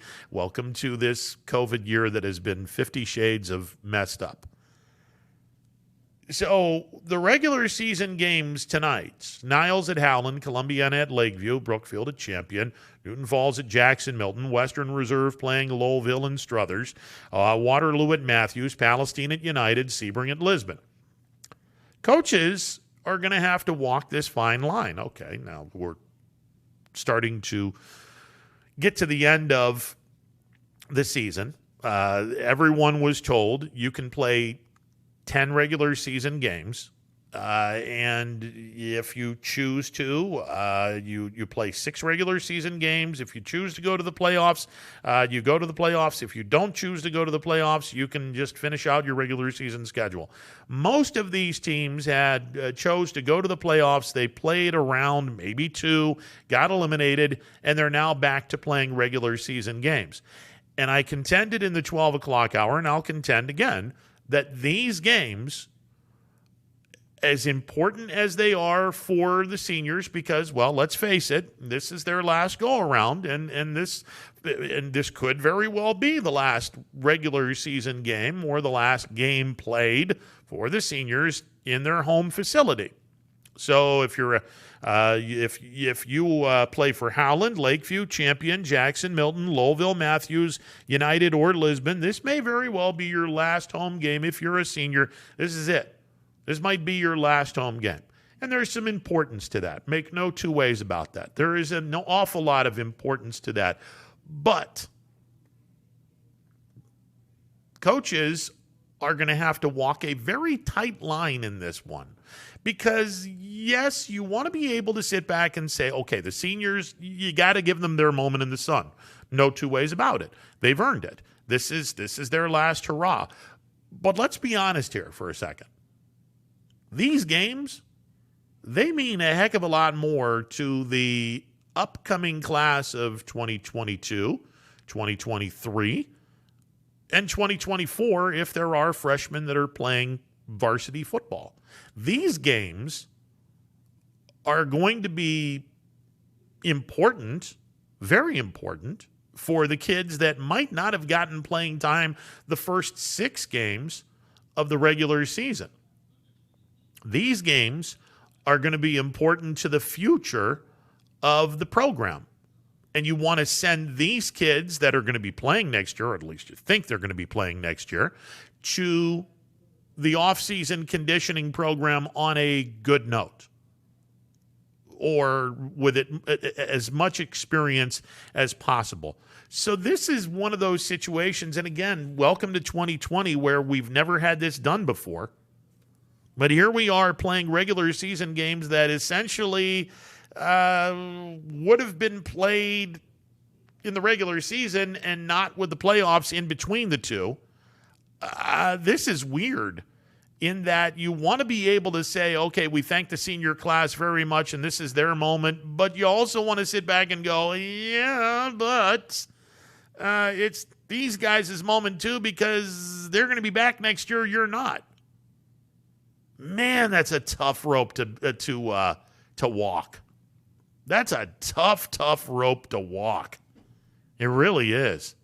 So we'll talk a little bit about that. And coming up in a matter of moments, speaking of talking, we will be hearing from the head football coach of the Ursuline Irish, Dan Reardon. He's got a game that means a little bit.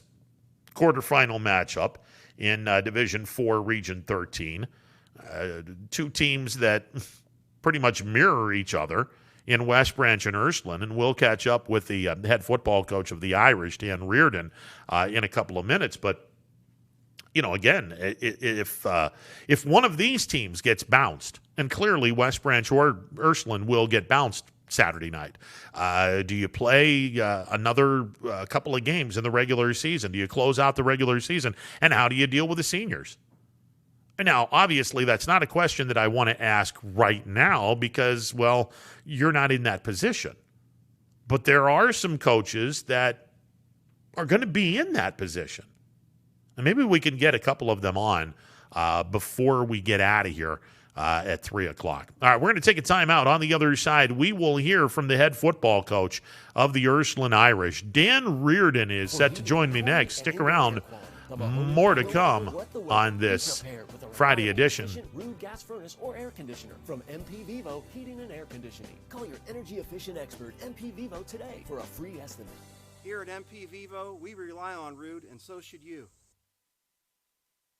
Hello, I'm Greg Burbick with G. Burbick Farms. For the last 100 years, my family has farmed in Columbiana and Mahoning counties. I began raising cattle in 1996 with the goal of providing a better product for you and your family on the dinner table. Our grass-fed and grain-supplemented Black Angus beef are raised with no hormones, steroids, or antibiotics. We're known for our hometown-friendly service and incredible tasting products. We're locally owned and have customers across the tri-state area. Our products go from our farm to your family. Stop by our farm on New Buffalo Road or visit us on the web at gburbickfarms.com. Don't forget to like us on Facebook. G. Burbick Farms, it just tastes better.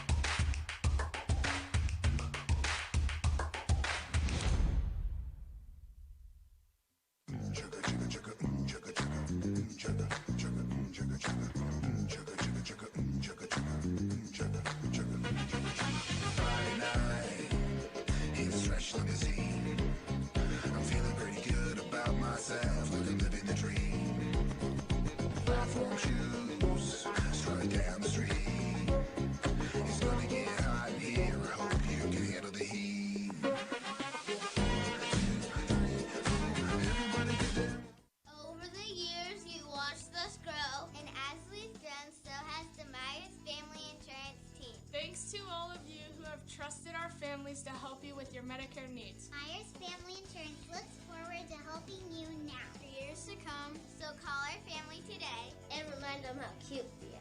Myers Family Insurance continues to be the area's resource for all your Medicare and retirement needs. Call today, 330-286-3044. It's storm season. I think we're under the gun for some heavy storms over the next couple of hours. And Storm Tracker 21 is ready. This is probably the one we're keeping a closer eye on. On air. And locally, we're going to have a lot of eyes on our area. Online. All right, let's talk high-risk futurecast and the timing of this weather. On social media and on our app.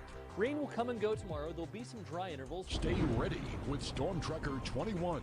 The severe weather threat now through around sunset this evening. Hi, I'm Colin Chupa. And I'm Kelsey Clem from K-Squared Marketing. Our boutique marketing firm specializes in media planning and buying, public relations, event marketing strategies, and strategic sponsorships. We can integrate our services with your existing game plan, or we can be your entire marketing team. Your goals, our game plan. Let's win together.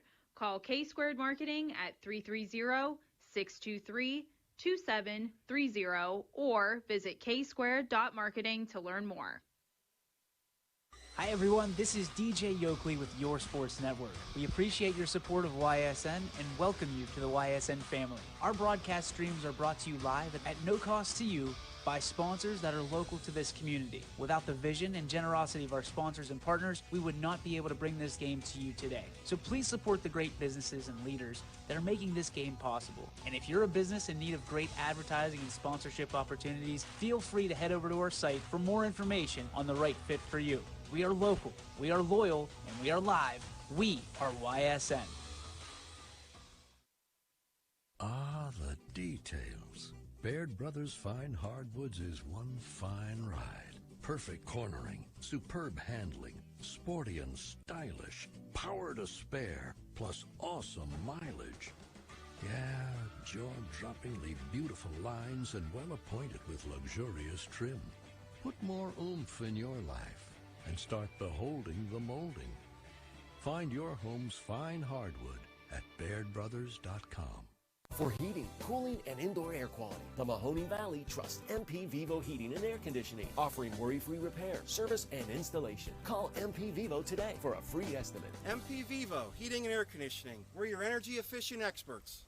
Welcome back to a Friday edition of Running Point on YSNLive.com as we get into the Saturday night's high school football playoff games in Division 4, Region 13. It's an all-local matchup as West Branch will be welcoming in the Ursuline Irish in a game where both coaches probably are looking in a mirror and seeing not only themselves but the opposing team. Let's talk about that with the head football coach of the Ursuline Irish, Dan Reardon. Coach Reardon, how are you today, sir? I'm doing great. How are you doing? I'm doing good. When you look at West Branch, are you looking at an exact replica of what Ursuline is? Well, not exactly, but we do have a lot of similarities. And, we do, I'd say we share similar offensive beliefs in the form of we both like to spread the field horizontally and vertically. We both like to incorporate all of our skilled personnel who's on the field. Formationally, we're different though. They're mostly 4 and 5 wide receiver sets. We don't go very many 5 wide receiver sets, but we do at times. And we'll have 2 backs on the field or 1 back on the field, probably 95% of the time. So, formationally a little different, but I think, similar philosophically. Is it easier to prepare for a team that you are basically teaching? Give or take a few of the schematics. Is it easier for you to prepare for a team on defense against a team that you're pretty much running on the offensive side of the ball?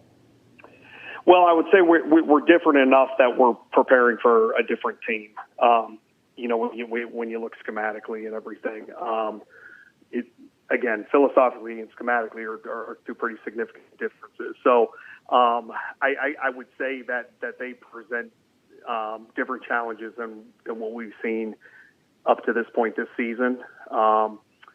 So, the volume of how much of their offense is quarterback driven, both run and pass, is different than what we've seen all season. So definitely different. I mean, it's not as easy as saying, oh, we're similar and it should be easy to defend them because we're definitely different enough that that's not the case. You have seen some pretty darn good quarterbacks through the regular season and on into the postseason. Where does Brock Hillier rank among the quarterbacks that you have seen play against your defense this year? Yeah, I think he's right up there in the conversation to be at the very top. And again, we've seen some good ones. I think Harding has a good one. I think Fitch has a good one.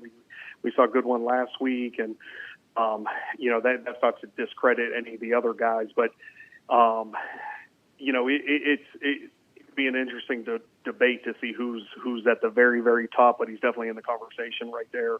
And I have a lot of respect for those other guys that I've just mentioned. So, he's very, very talented. And, I think the thing that really jumps out with him is he's very smart, and you could just tell how well he's been coached and how smart of a football player he is because he takes care of the football, he puts the football in the right places.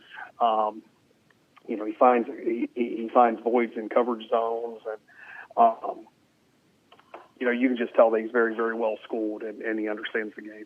And if you try to blitz him, well, he's going to pick up that coverage and he's going to get rid of the ball really quick. So, he does a real good job of that as well. Yep. Yeah, the one thing that I guess you can hang your hat on is the fact Ursuline gets after the quarterback rushing the passer without doing many blitzes, and that is something that. That's an advantage to have as you get into the playoffs. If you've got a defensive front where you're able to consistently put pressure on the quarterback without bringing a linebacker or a defensive back to generate some heat, that would speak volumes for the defense.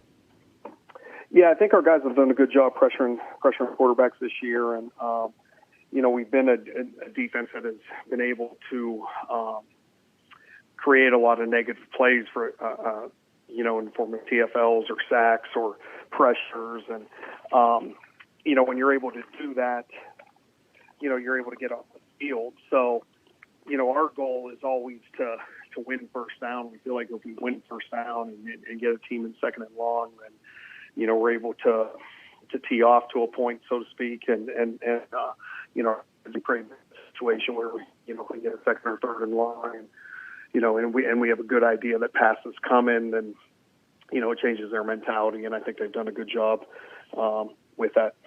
As you look at West Branch defensively, they've been prone to give up some points. They in the regular season gave up some 20-plus points in a lot of their games, but in the last few weeks they've toned it down a little bit to where they have not given up 20 points in a game. I believe the last couple of weeks. What have you seen on film that you guys feel comfortable that you can exploit from the West Branch defense?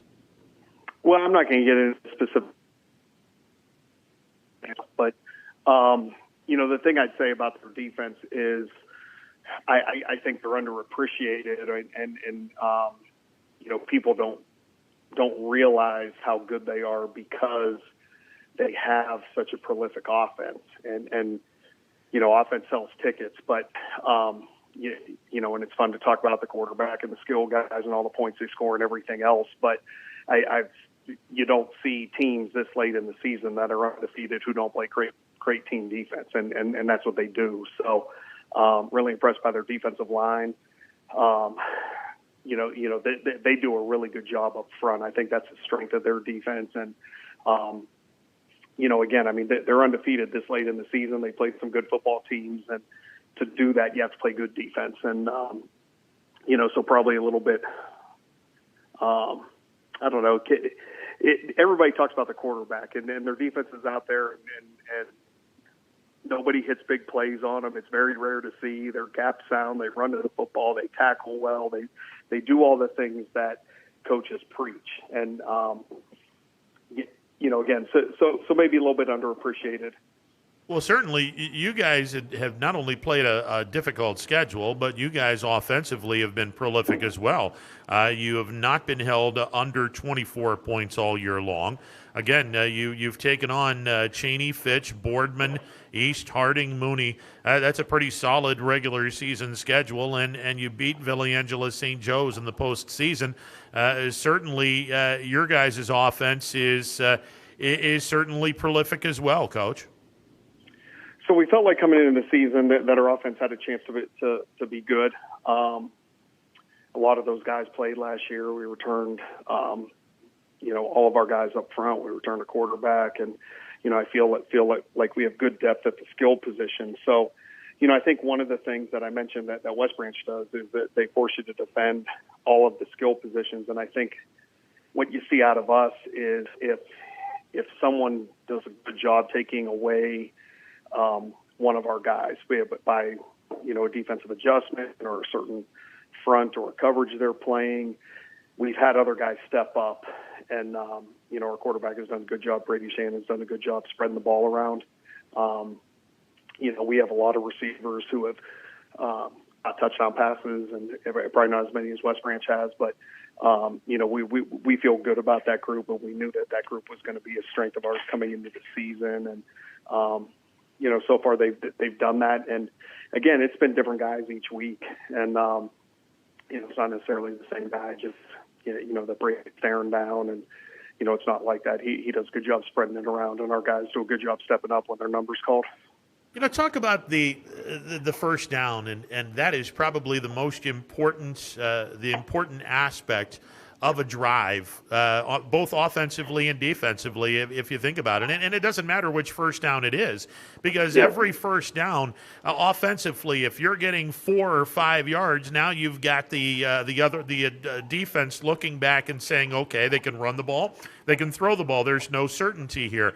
Likewise, if you're on defense, if you put them behind the sticks, now all of a sudden you're looking at 2nd and 12, 2nd and 13. Well, there's a really good chance this team is going to be throwing the ball on 2nd and that long. So talk a little bit about, and I know it sounds simplistic, and it should be simplistic, but I don't think people realize the importance of first down. No, I don't think they do, and people, oh, that's coach speak. Well, yeah, it is coach speak, but that doesn't mean it's not true. You know what I mean? And it really, we track a ton of statistical data in the off season, and we go back and analyze what we did, what worked, what didn't work on both sides of the ball.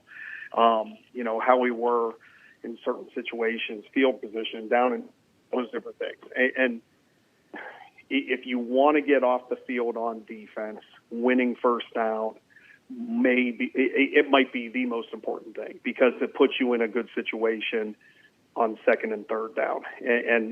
Yes, it's simplistic, but I most of my career I've leaned towards the offensive side of the ball as a coach, as an assistant coach, and even as a head coach, and been a play caller and all those different things. And here's what I know: when it's 2nd and less than 5, it's really easy to call a football game. And that's coming as a play caller. You can literally call any play on your call sheet, if it's 2nd and medium or 2nd and short. When you start getting to 3rd and 12, there's not a whole lot of good play calls on 3rd and 12. And, that's just the way it goes. And, it's kind of funny because I always joke around with our staff when we're calling plays. I mean, there's times where we ask for suggestions. There's times where the offensive coordinator calls the play. There's times where I call the play. But everybody has a suggestion when it's 2nd and 1. And when it's 3rd and 18, nobody has a suggestion when you ask them what play they like. So, it definitely means something. And if our defense can win first down, if our offense can win first down, then it lends towards being successful. What do you consider a win on first down? If you're on defense, is it no more than 2 yards to consider that as a win in the grand scheme of things? Yeah, that's a really good question. So 2nd and 7 is kind of like a stalemate. If it's 2nd and 8 or longer, we consider it a definitive win from our defensive perspective. From our offensive perspective, we challenge our guys to get 4 yards on first down. If we can get it to 2nd and 6 or less, we feel really good and feel like, okay, we have 2 downs to get 6 yards or less, then we feel really good about our chances to do that. The other thing I would just say is, when we're on defense, the big thing that we preach to our guys, if the other team gets a first down, okay, we treat it like a new series. We got to get a 3 and out. And it doesn't matter how many first downs they get in a drive. If they get a first down, okay, 3 and out from right here. Forget about what just happened. Imagine we just punted them the ball and they got it right there. Let's get a 3 and out and go from there. And, that mindset, I think it has been good for us. And I think our kids buy into that. And that's the game within the game. I mean, set up a scenario. Okay, you've pinned the opposition back to their own 5-yard line, and they pick up a 2 or 3 first downs, but they're still in their own territory. All right, okay, they picked up 2 or 3 first downs, but if you get them to go 3 and out, there's no damage done. It's not the end of the world. That's right. So, yeah, and the other thing that we preach a lot and is just minimizing big plays against us, and big plays are the equalizer. That you can play good defense most of the night, but if you give up 3 big plays for touchdowns, all of a sudden you're in a dogfight in the fourth quarter. So, you have to minimize those, but like you said, the game within the game, and just kind of the mindset that we try to preach to our kids. I think it's important, and so the kids understand situational football, and we like to get to the point where, throughout the course of a game plan, where our kids have a good understanding of, hey, if we have this situation, this is what we're going to call, and when they start understanding that and the thought process behind it, that's where football teams really make big strides, in my opinion, when the kids start understanding the game like that, and getting in the head of the offensive or defensive coordinator and understanding what they're thinking. Ursuline head football coach Dan Reardon joining me on the MP Vivo Heating and Air Conditioning hotline. Let me ask you, obviously the battle of first down, we've talked about this. The turnover battle is something that is also equally as important. You obviously want to have a plus factor when it comes toward the end of the game. If you're in the positive where you've created 2 turnovers, you've turned the ball over once, you have a +1. Chances are those that are in the plus category win the ball game. How important, though, is the battle of first down as compared to the turnover battle? Are those equally as important? Yeah. So over the course of the game, if you're consistently winning first down, it's going to whittle away at the opposition, so to speak. But I mentioned big plays. To us, we tracked impact plays. Impact plays, against our defense would be a run of 15 yards or more, pass of 20 yards or more. But turnovers and takeaways are also included in impact plays, and we're always talking to our kids about impact plays. So impact plays are the great equalizer. So you can be great on first, second, third down all night long, pitch a shutout all night long. You turn the ball over and give up 2 big plays. Who knows what's going to happen? So, to say one's more important than the other, I don't know if you can do that. You have to do a good job with both. And ultimately, again, this comes down to being really simplistic. Ultimately, when the offense is on the field, their goal is to score points, and defense got to stop them. And if you look at effective offenses, how many points do they score per possession? And, typically there's 11 or 12 possessions in a game, depending on the flow of the game. But, last week we had 12 possessions. I think against Cardinal Mooney we had 11. So it's usually in that ballpark. So out of those possessions, how many times are you scoring? And really that's all it comes down to. And the defense has to find a way to get stops, and the offense has to find a way to score points. And winning first down is critical. Taking care of the football is critical. Creating takeaways on defense is critical. But when you're able to steal an extra possession because of a turnover, an onside kick, a fake punt, or any of those impact plays, it gives you an extra set of downs. It gives you an extra possession, and ultimately it's going to wear on the other opponent. And I got to believe it's a lot easier to try to neutralize a talented quarterback like Brock Hillier in a 5 wide receiver set if he's doing that on 3rd and long, and that gives you an opportunity to throw out 6 or 7 DBs and rush 4, drop 7. One would think that would be a much easier way of winning a ball game, rather than to see Hillier in a 3rd or 4th, 3rd and 5 with a 5 receiver set, and you Right. can't have 6 or 7 DBs because you don't know if they're going to actually throw the ball or if they're going to do a jet sweep or something like that. Yeah, again, if you could make an offense predictable by down and distance, that's going to go a long, long way towards your chance of being successful. And West Branch, again, you mentioned it, if they're in a 3rd and 4, they could do anything in their playbook. And likewise, we feel like we can do anything in our playbook. But if they have 5 wide receivers and they're spreading you out and they need 4 or 5 yards, that's hard on a defensive coordinator because you have to play both. If you get them in 3rd and long because you hit them for a negative play on 2nd down or a negative play on 1st down, then all of a sudden, the chess match probably tips in favor of the defense coordinator in that circumstance. And likewise for us, if we give up a negative play on 1st down, we're trying to minimize the damage and somehow trying to get it back to 3rd and medium and trying to survive to move the chains. Is a worst case scenario for you guys getting in a track meet with West Branch where everyone is scoring? Well, but both offenses are dangerous. I feel like ultimately whoever wins the game is going to have to get some stops at some point, and hopefully we're able to do that. But both I feel like both offenses have confidence that if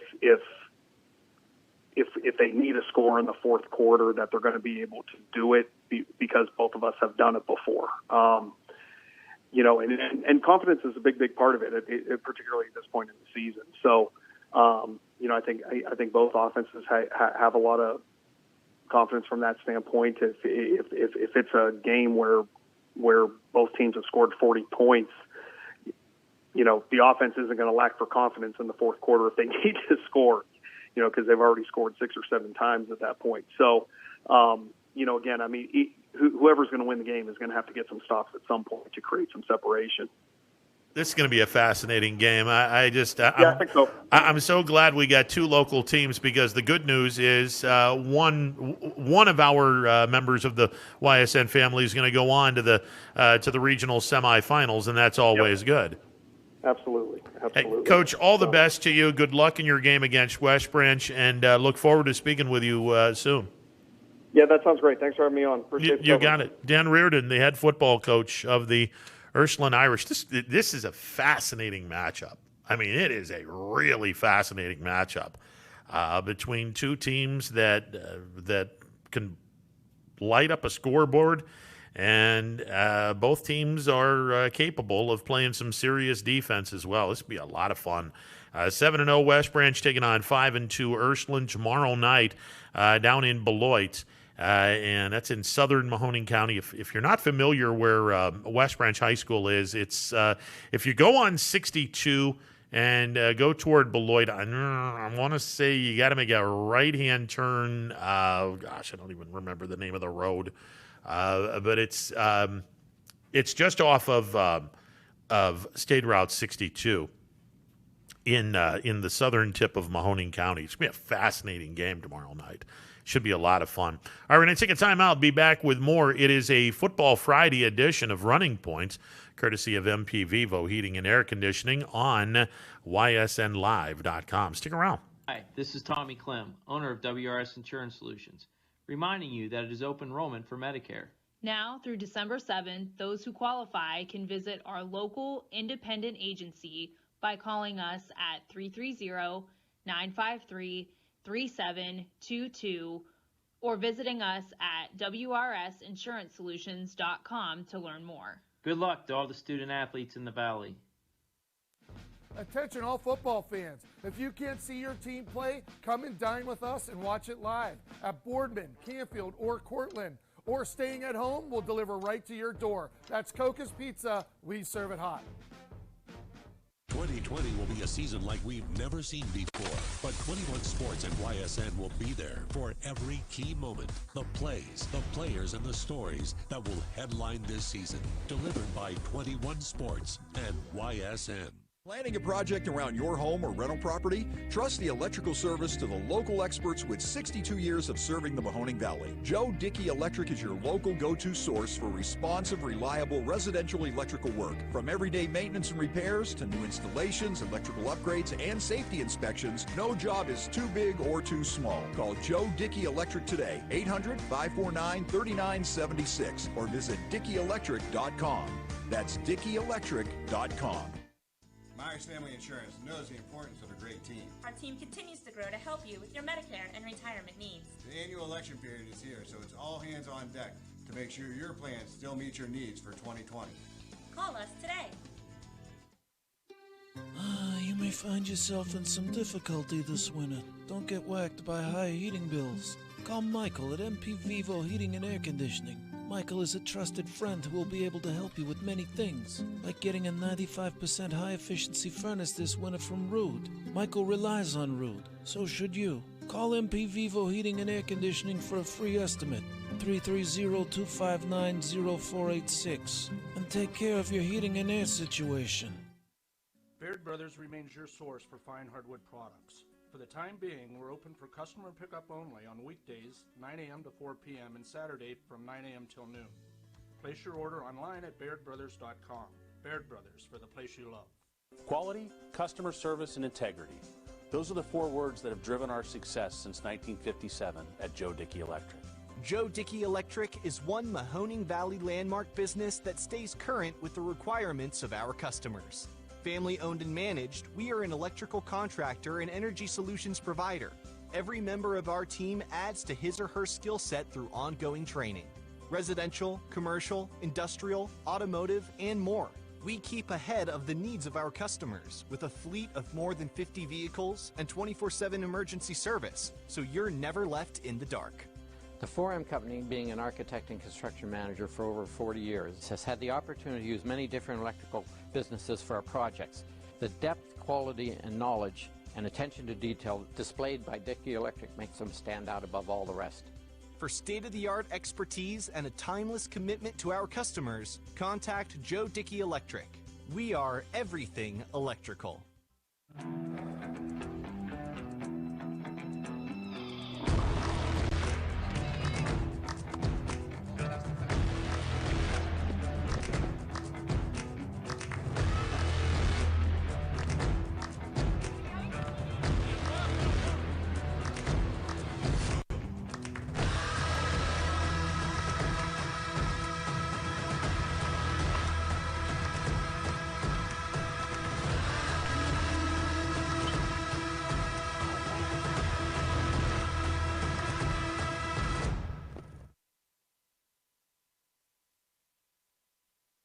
Armstrong Local Programming has always delivered an exclusive and unique perspective on the very best events your region offers. High school sports, community events, parades, all your favorite shows from Armstrong are now calling the Neighborhood Channel their home. Watch Out and About, Locally Speaking, and many other great local shows right here on the Armstrong Neighborhood Channel. Find out everything that the Neighborhood Channel has to offer at ArmstrongNeighborhood.com. Spirit, town pride, local communities. Welcome to the neighborhood. Welcome back to a Football Friday edition of Running Points on YSNLive.com. Ron Potesta with you. MP Vivo Heating and Air Conditioning Hotline open for business, 330-886-0813. That's 330-886-0813. Coming up at the top of the hour, we will have Power Hour, and that'll be coming up at the top of the hour, right up until 4 o'clock. And again, a lot of high school football being played tonight on the YSN family. Not just the playoff games. We do have regular season games that are going to be played, and all of those games are going to be looked at in terms of the audible call, which you'll be able to see from 7 to 10 on ysnlive.com. And of course, the pay-per-view, or the not pay-per-view, but you can spend $9.99 and not only able to see the game that you want, but all of the games on this particular night. So if you're planning on watching, let's say, Canfield taking on Akron St. Vincent St. Mary, when that game is over, if you want to catch up and check out the tail end of of other games, you can certainly do that. And again, it's $9.99. Make sure that you are when you go to the place where you have to give the credit card information and whatnot, make sure you're using the device that you're planning on watching the game from. So if you're planning on watching the game from an iPad, you would use the iPad to pay for the game that you're planning on watching tonight. Because if you pay for the game you're planning on watching with, say, a smartphone, you'll be watching the game from the smartphone. It doesn't. In other words, you can't use another device because you paid for the event using this particular device, so then you will be watching the game from the particular device that you paid the $9.99 to have the opportunity to watch the game. So make sure that if you're planning on watching a game from, let's say, an iPad, if you own an iPad, make sure you're planning on going through the steps of purchasing the game using your iPad. Otherwise, you're not going to be able to watch the game with any other unit. Make sure that whichever unit you're using to pay for this particular game, that's the unit that you're going to be watching the game from. So just make sure that you're using the unit that you're planning on watching the game from when you're purchasing the package. It's $9.99. 20% goes back to the school of the team that you're choosing. So if you're a Fitch fan and you're going to ysnlive.com, you click on the games, and a little drop box falls down, and you see Harding and Fitch. You're clicking on that game. 25% of your $9.99 investment is going to go back to the Fitch athletic department. So there you go. The games tonight, Division 2, Region 5, quarterfinal matchup, Austintown Fitch hosting Harding. Division 3, Region 9, Canfield is hosting Akron St. Vincent St. Mary. Again, keep in mind a lot of intrigue in that game. Well, not that there isn't intrigue in the other game. I mean, Fitch and Harding is a rematch of Week 4. By the way, that was the last loss that Harding has suffered. And it feels like a lifetime ago when these two teams played each other. I mean, it's, 5 weeks ago that they played each other. It's going to be 5 weeks ago because Harding has played 8 games. They did not have a bye week. Fitch had a bye week. So here we go. And actually, I think it's been 4 weeks, but neither here nor there. It feels like a lifetime ago, but it wasn't. St. V and Canfield, again, Canfield looking to exercise some more demons. Last week they eliminated a team that had been tough on them the last few years. Well, here comes another team that's been tough on Canfield the last few years. They have beaten Canfield 2 straight postseasons. Now, granted, in the last 2 postseason games that they've played, none of these kids were a part of that, so that's always a good thing. But the reality is St. V is on a 7-game winning streak against our area in postseason play. So hopefully Canfield will be able to take down Akron St. Vincent St. Mary tonight from Canfield High School. Division 7, Norwalk St. Paul will make the journey to Warren as they take on JFK from Mollenkopf Stadium. JFK, the number 1 seed in Division 7, Region 25, and it was announced that the regional finals will be played in the home of the higher seed. It's their choice.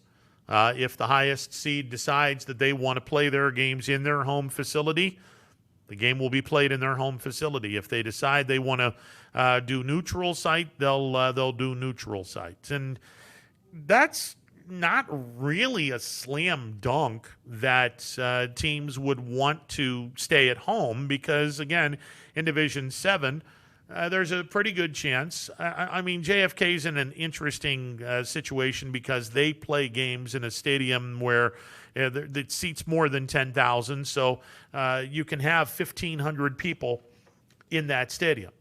And it's turf, and it's a perfect scenario for JFK. I would be stunned if JFK wanted to move away from Mollenkopf Stadium if they got to the regional finals. But you take a look at a team like say Leetonia or McDonald, plays on natural grass. Their stadium really isn't all that big, and you wouldn't have a whole lot of fans be able to go to those games. Now, obviously, you also have, you have home field advantage, the familiarity of home. That would be an interesting decision, but we're 2 weeks away from any team making that decision. But it bears repeating. The OHSAA earlier in the week announced that regional championship games will be played at the home of the higher seed should they have the option or should they exercise the option to play their games in their home facilities, which I think will be very interesting. All right, 330-886-0813. D7 Norwalk St. Paul taking a trip to Mollenkopf, taking on Kennedy. McDonald will play Leetonia down in Leetonia. That is the other D7 Region 25 quarterfinal matchup. Regular season games, Niles at Howland, Columbiana at Lakeview, Brookfield at Champion, Newton Falls at Jackson Milton. Western Reserve takes on Lowellville from Struthers High School. Waterloo is at Matthews. East Palestine is at United. Sebring is at Lisbon. Now, there's two games that are going to mean something a little bit more than most. The Brookfield and Champion game is going to mean a little bit more because if Brookfield wins that game, well, then they would win the MVAC gray tier by themselves. If Champion were to upset Brookfield, then I believe Crestview and Brookfield would share the title, the league title. The other game that is probably going to mean a little bit more is Palestine and United. And it's going to mean a little more for United because, well, they're right now currently in a three-way tie for the EOAC championship. When we had the 6-game regular season, everyone played a 6-game conference schedule. United, Southern, and Leetonia were all 5-1. So United will play their last conference game against East Palestine. The other non-conference or conference game for Southern, if I am not mistaken, and I'm going to have to quickly do some work on this, but I believe it's Lisbon, but I'm not 100% sure on that. And then Leetonia would have to play Columbiana in their final non-conference game. But Lisbon's going to be playing a home game against Sebring, so we'll see what happens there. But the East Palestine United game has some meaning for United, certainly, because a victory, and then they would clinch a tie, at least a tie, minimum a tie, for the EOAC championship. And then they would have to look and see what Southern does if they play their final EOAC game. I believe they're going to.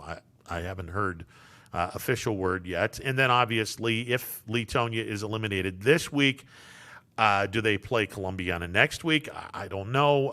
If Leetonia is not eliminated and they go into the semifinals, then clearly they're not going to be playing a divisional game or a league game. They're going to be playing a regional semifinal game. So this whole post-regular season with playoffs in between has been weird, to say the least. But there are games that have league implications, even though the regular season is technically not over.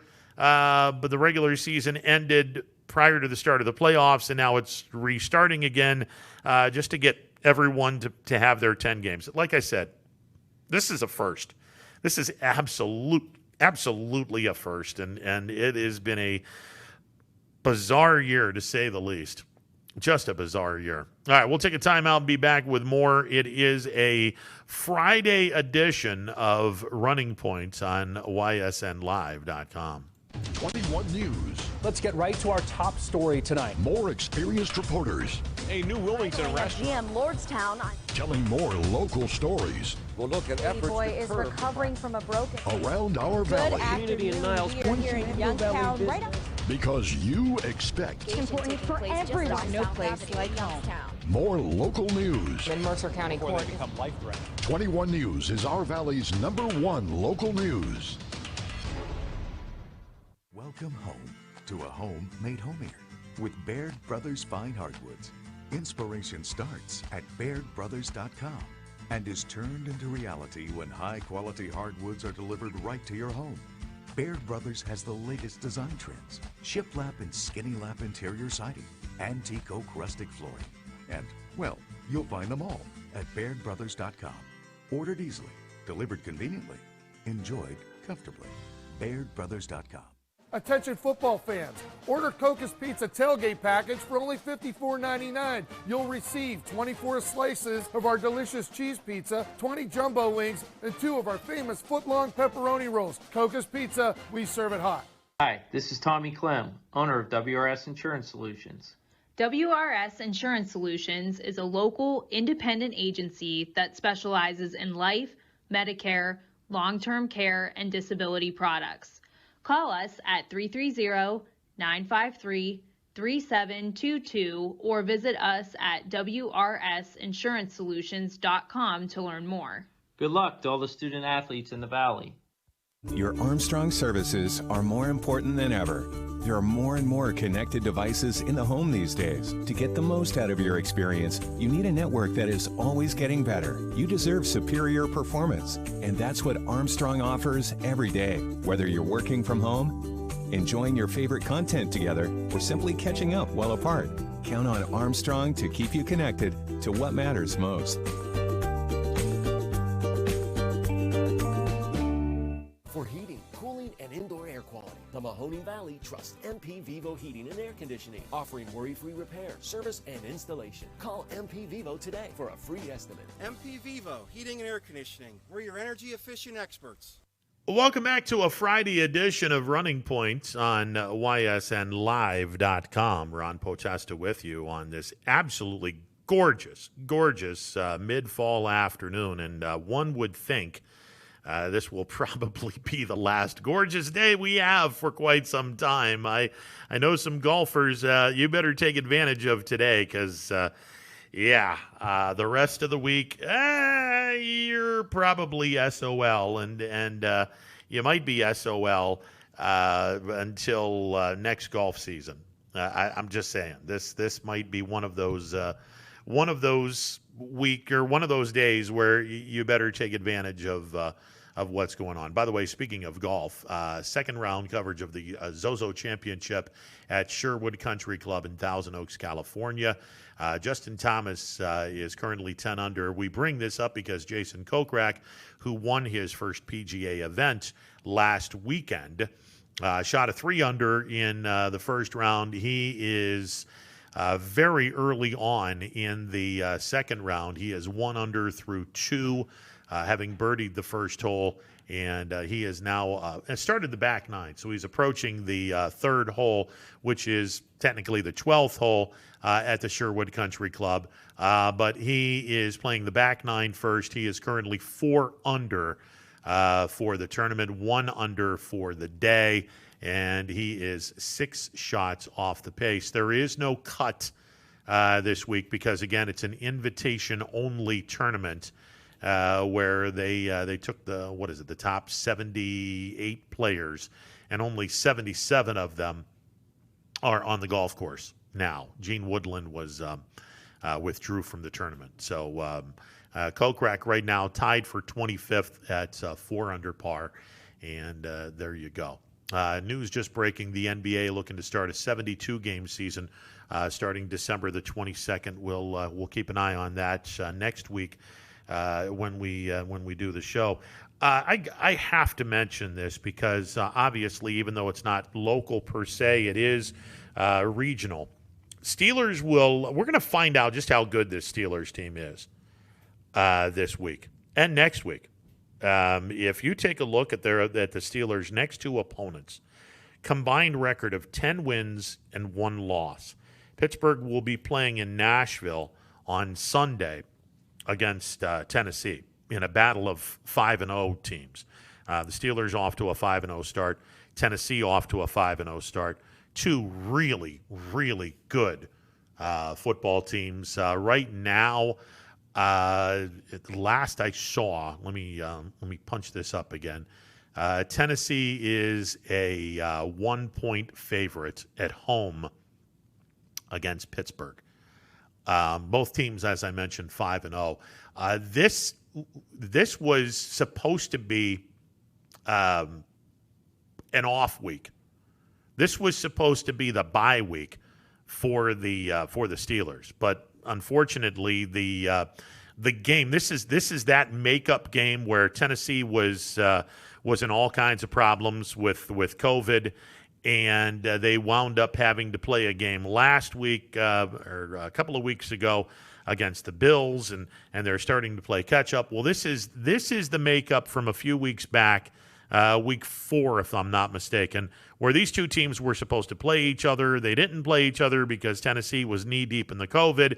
This was supposed to be a bye week for the Steelers, and now the Steeler Nation, you got every bit the reason to moan and groan about this, because instead of a bye week this week, instead of week 4, now you got to play undefeated Tennessee. And then you got to turn around 1 week later and play 5-1 Baltimore in the typical knockdown, drag-out type of divisional game that you always play with the Dirty Birds. So this is the next 2 weeks. Man, this is going to be fun to watch with the Steelers. And let's be honest, they do have one big guy that they have to replace. The Devin Bush being out for the rest of the year. That's a gigantic loss for the Steelers. Let's see what they can do. But I got to imagine the front 7. I got to believe the front 7, if they're able to slow down Derrick Henry, who is just arguably the best running back as far as carrying the ball. He's arguably the best running back in the National Football League. If the Steelers are able to slow down or contain Derrick Henry, their front 7, I think the Steelers have a really good chance at winning this ball game. I do.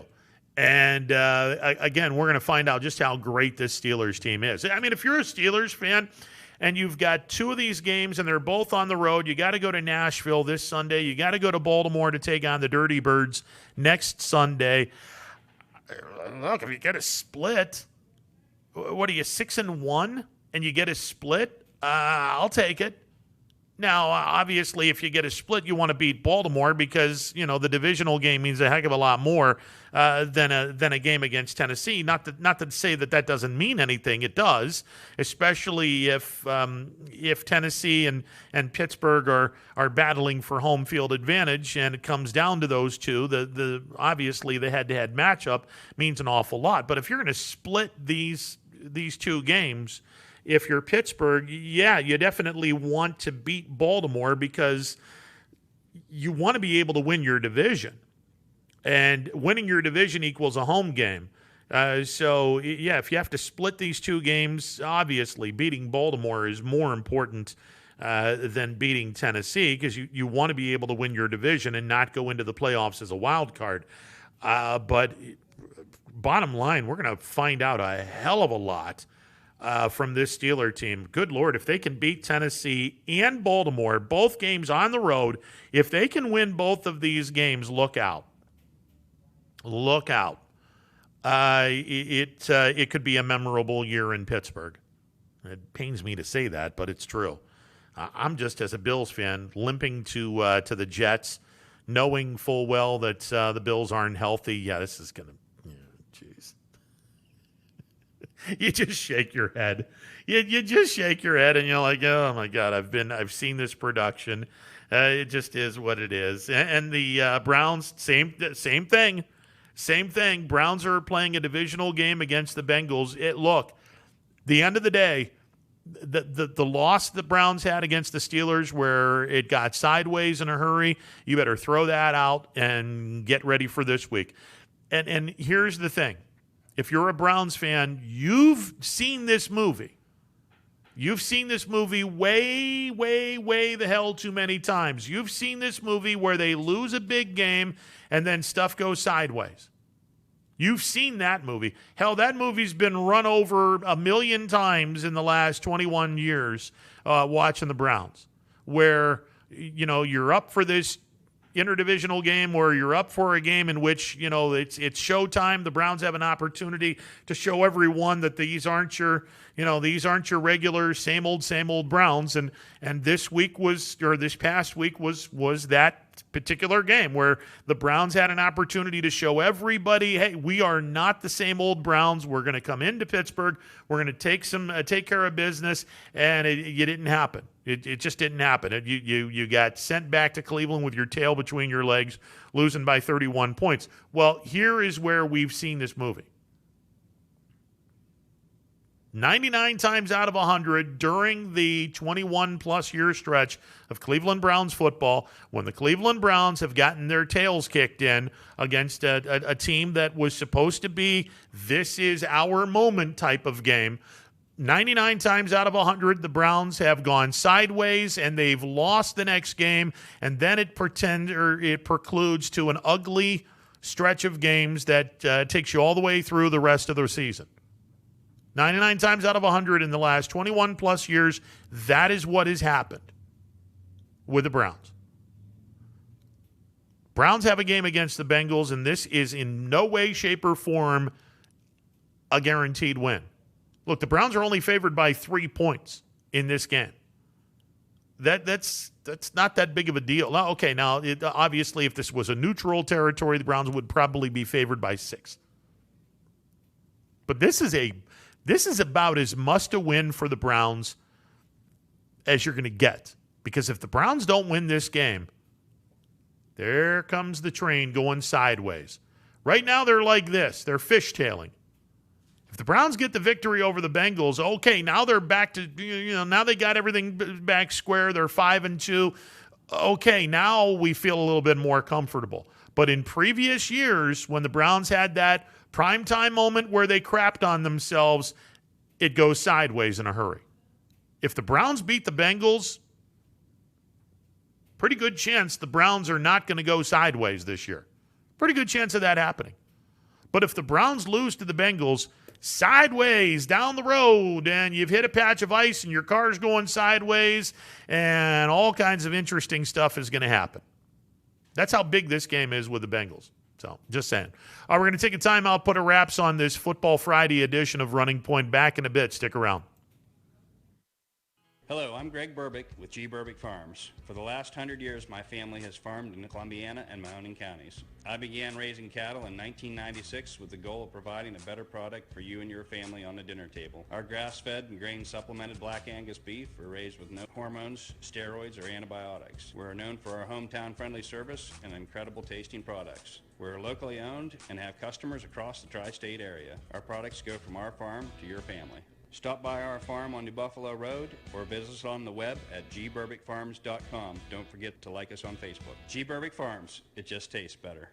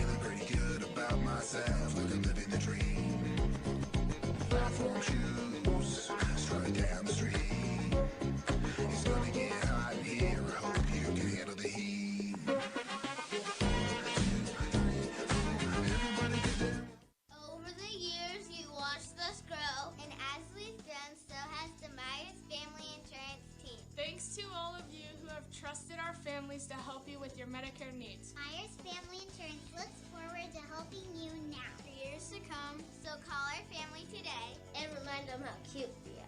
Myers Family Insurance continues to be the area's resource for all your Medicare and retirement needs. Call today, 330-286-3044.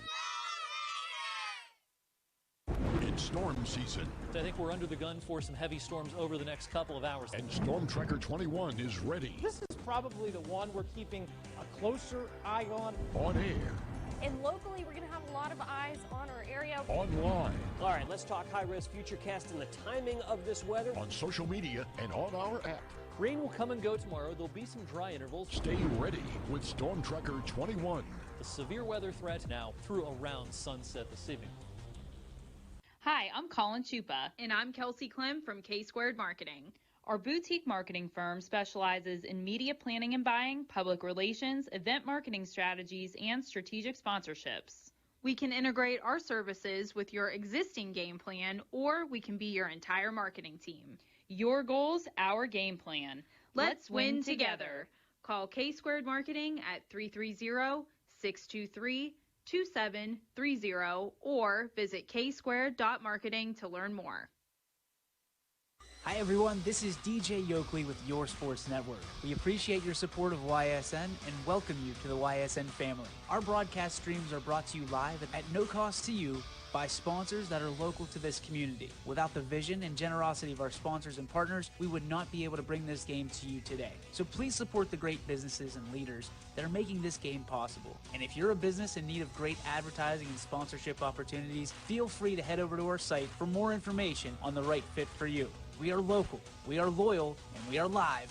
We are YSN. Ah, the details. Baird Brothers Fine Hardwoods is one fine ride. Perfect cornering, superb handling, sporty and stylish, power to spare, plus awesome mileage. Yeah, jaw-droppingly beautiful lines and well appointed with luxurious trim. Put more oomph in your life and start beholding the molding. Find your home's fine hardwood at BairdBrothers.com. Welcome back as we close out shop on this Football Friday edition of Running Point's Power Hour is coming up next. I'm headed to Jackson Milton for a regular season. Gonna put a question mark next to that. A regular season? Regular season game. Newton Falls, Jackson Milton, 7 o'clock start. Larry Scragg and I will have that for you on ysnlive.com. Power Hour is coming up next. Enjoy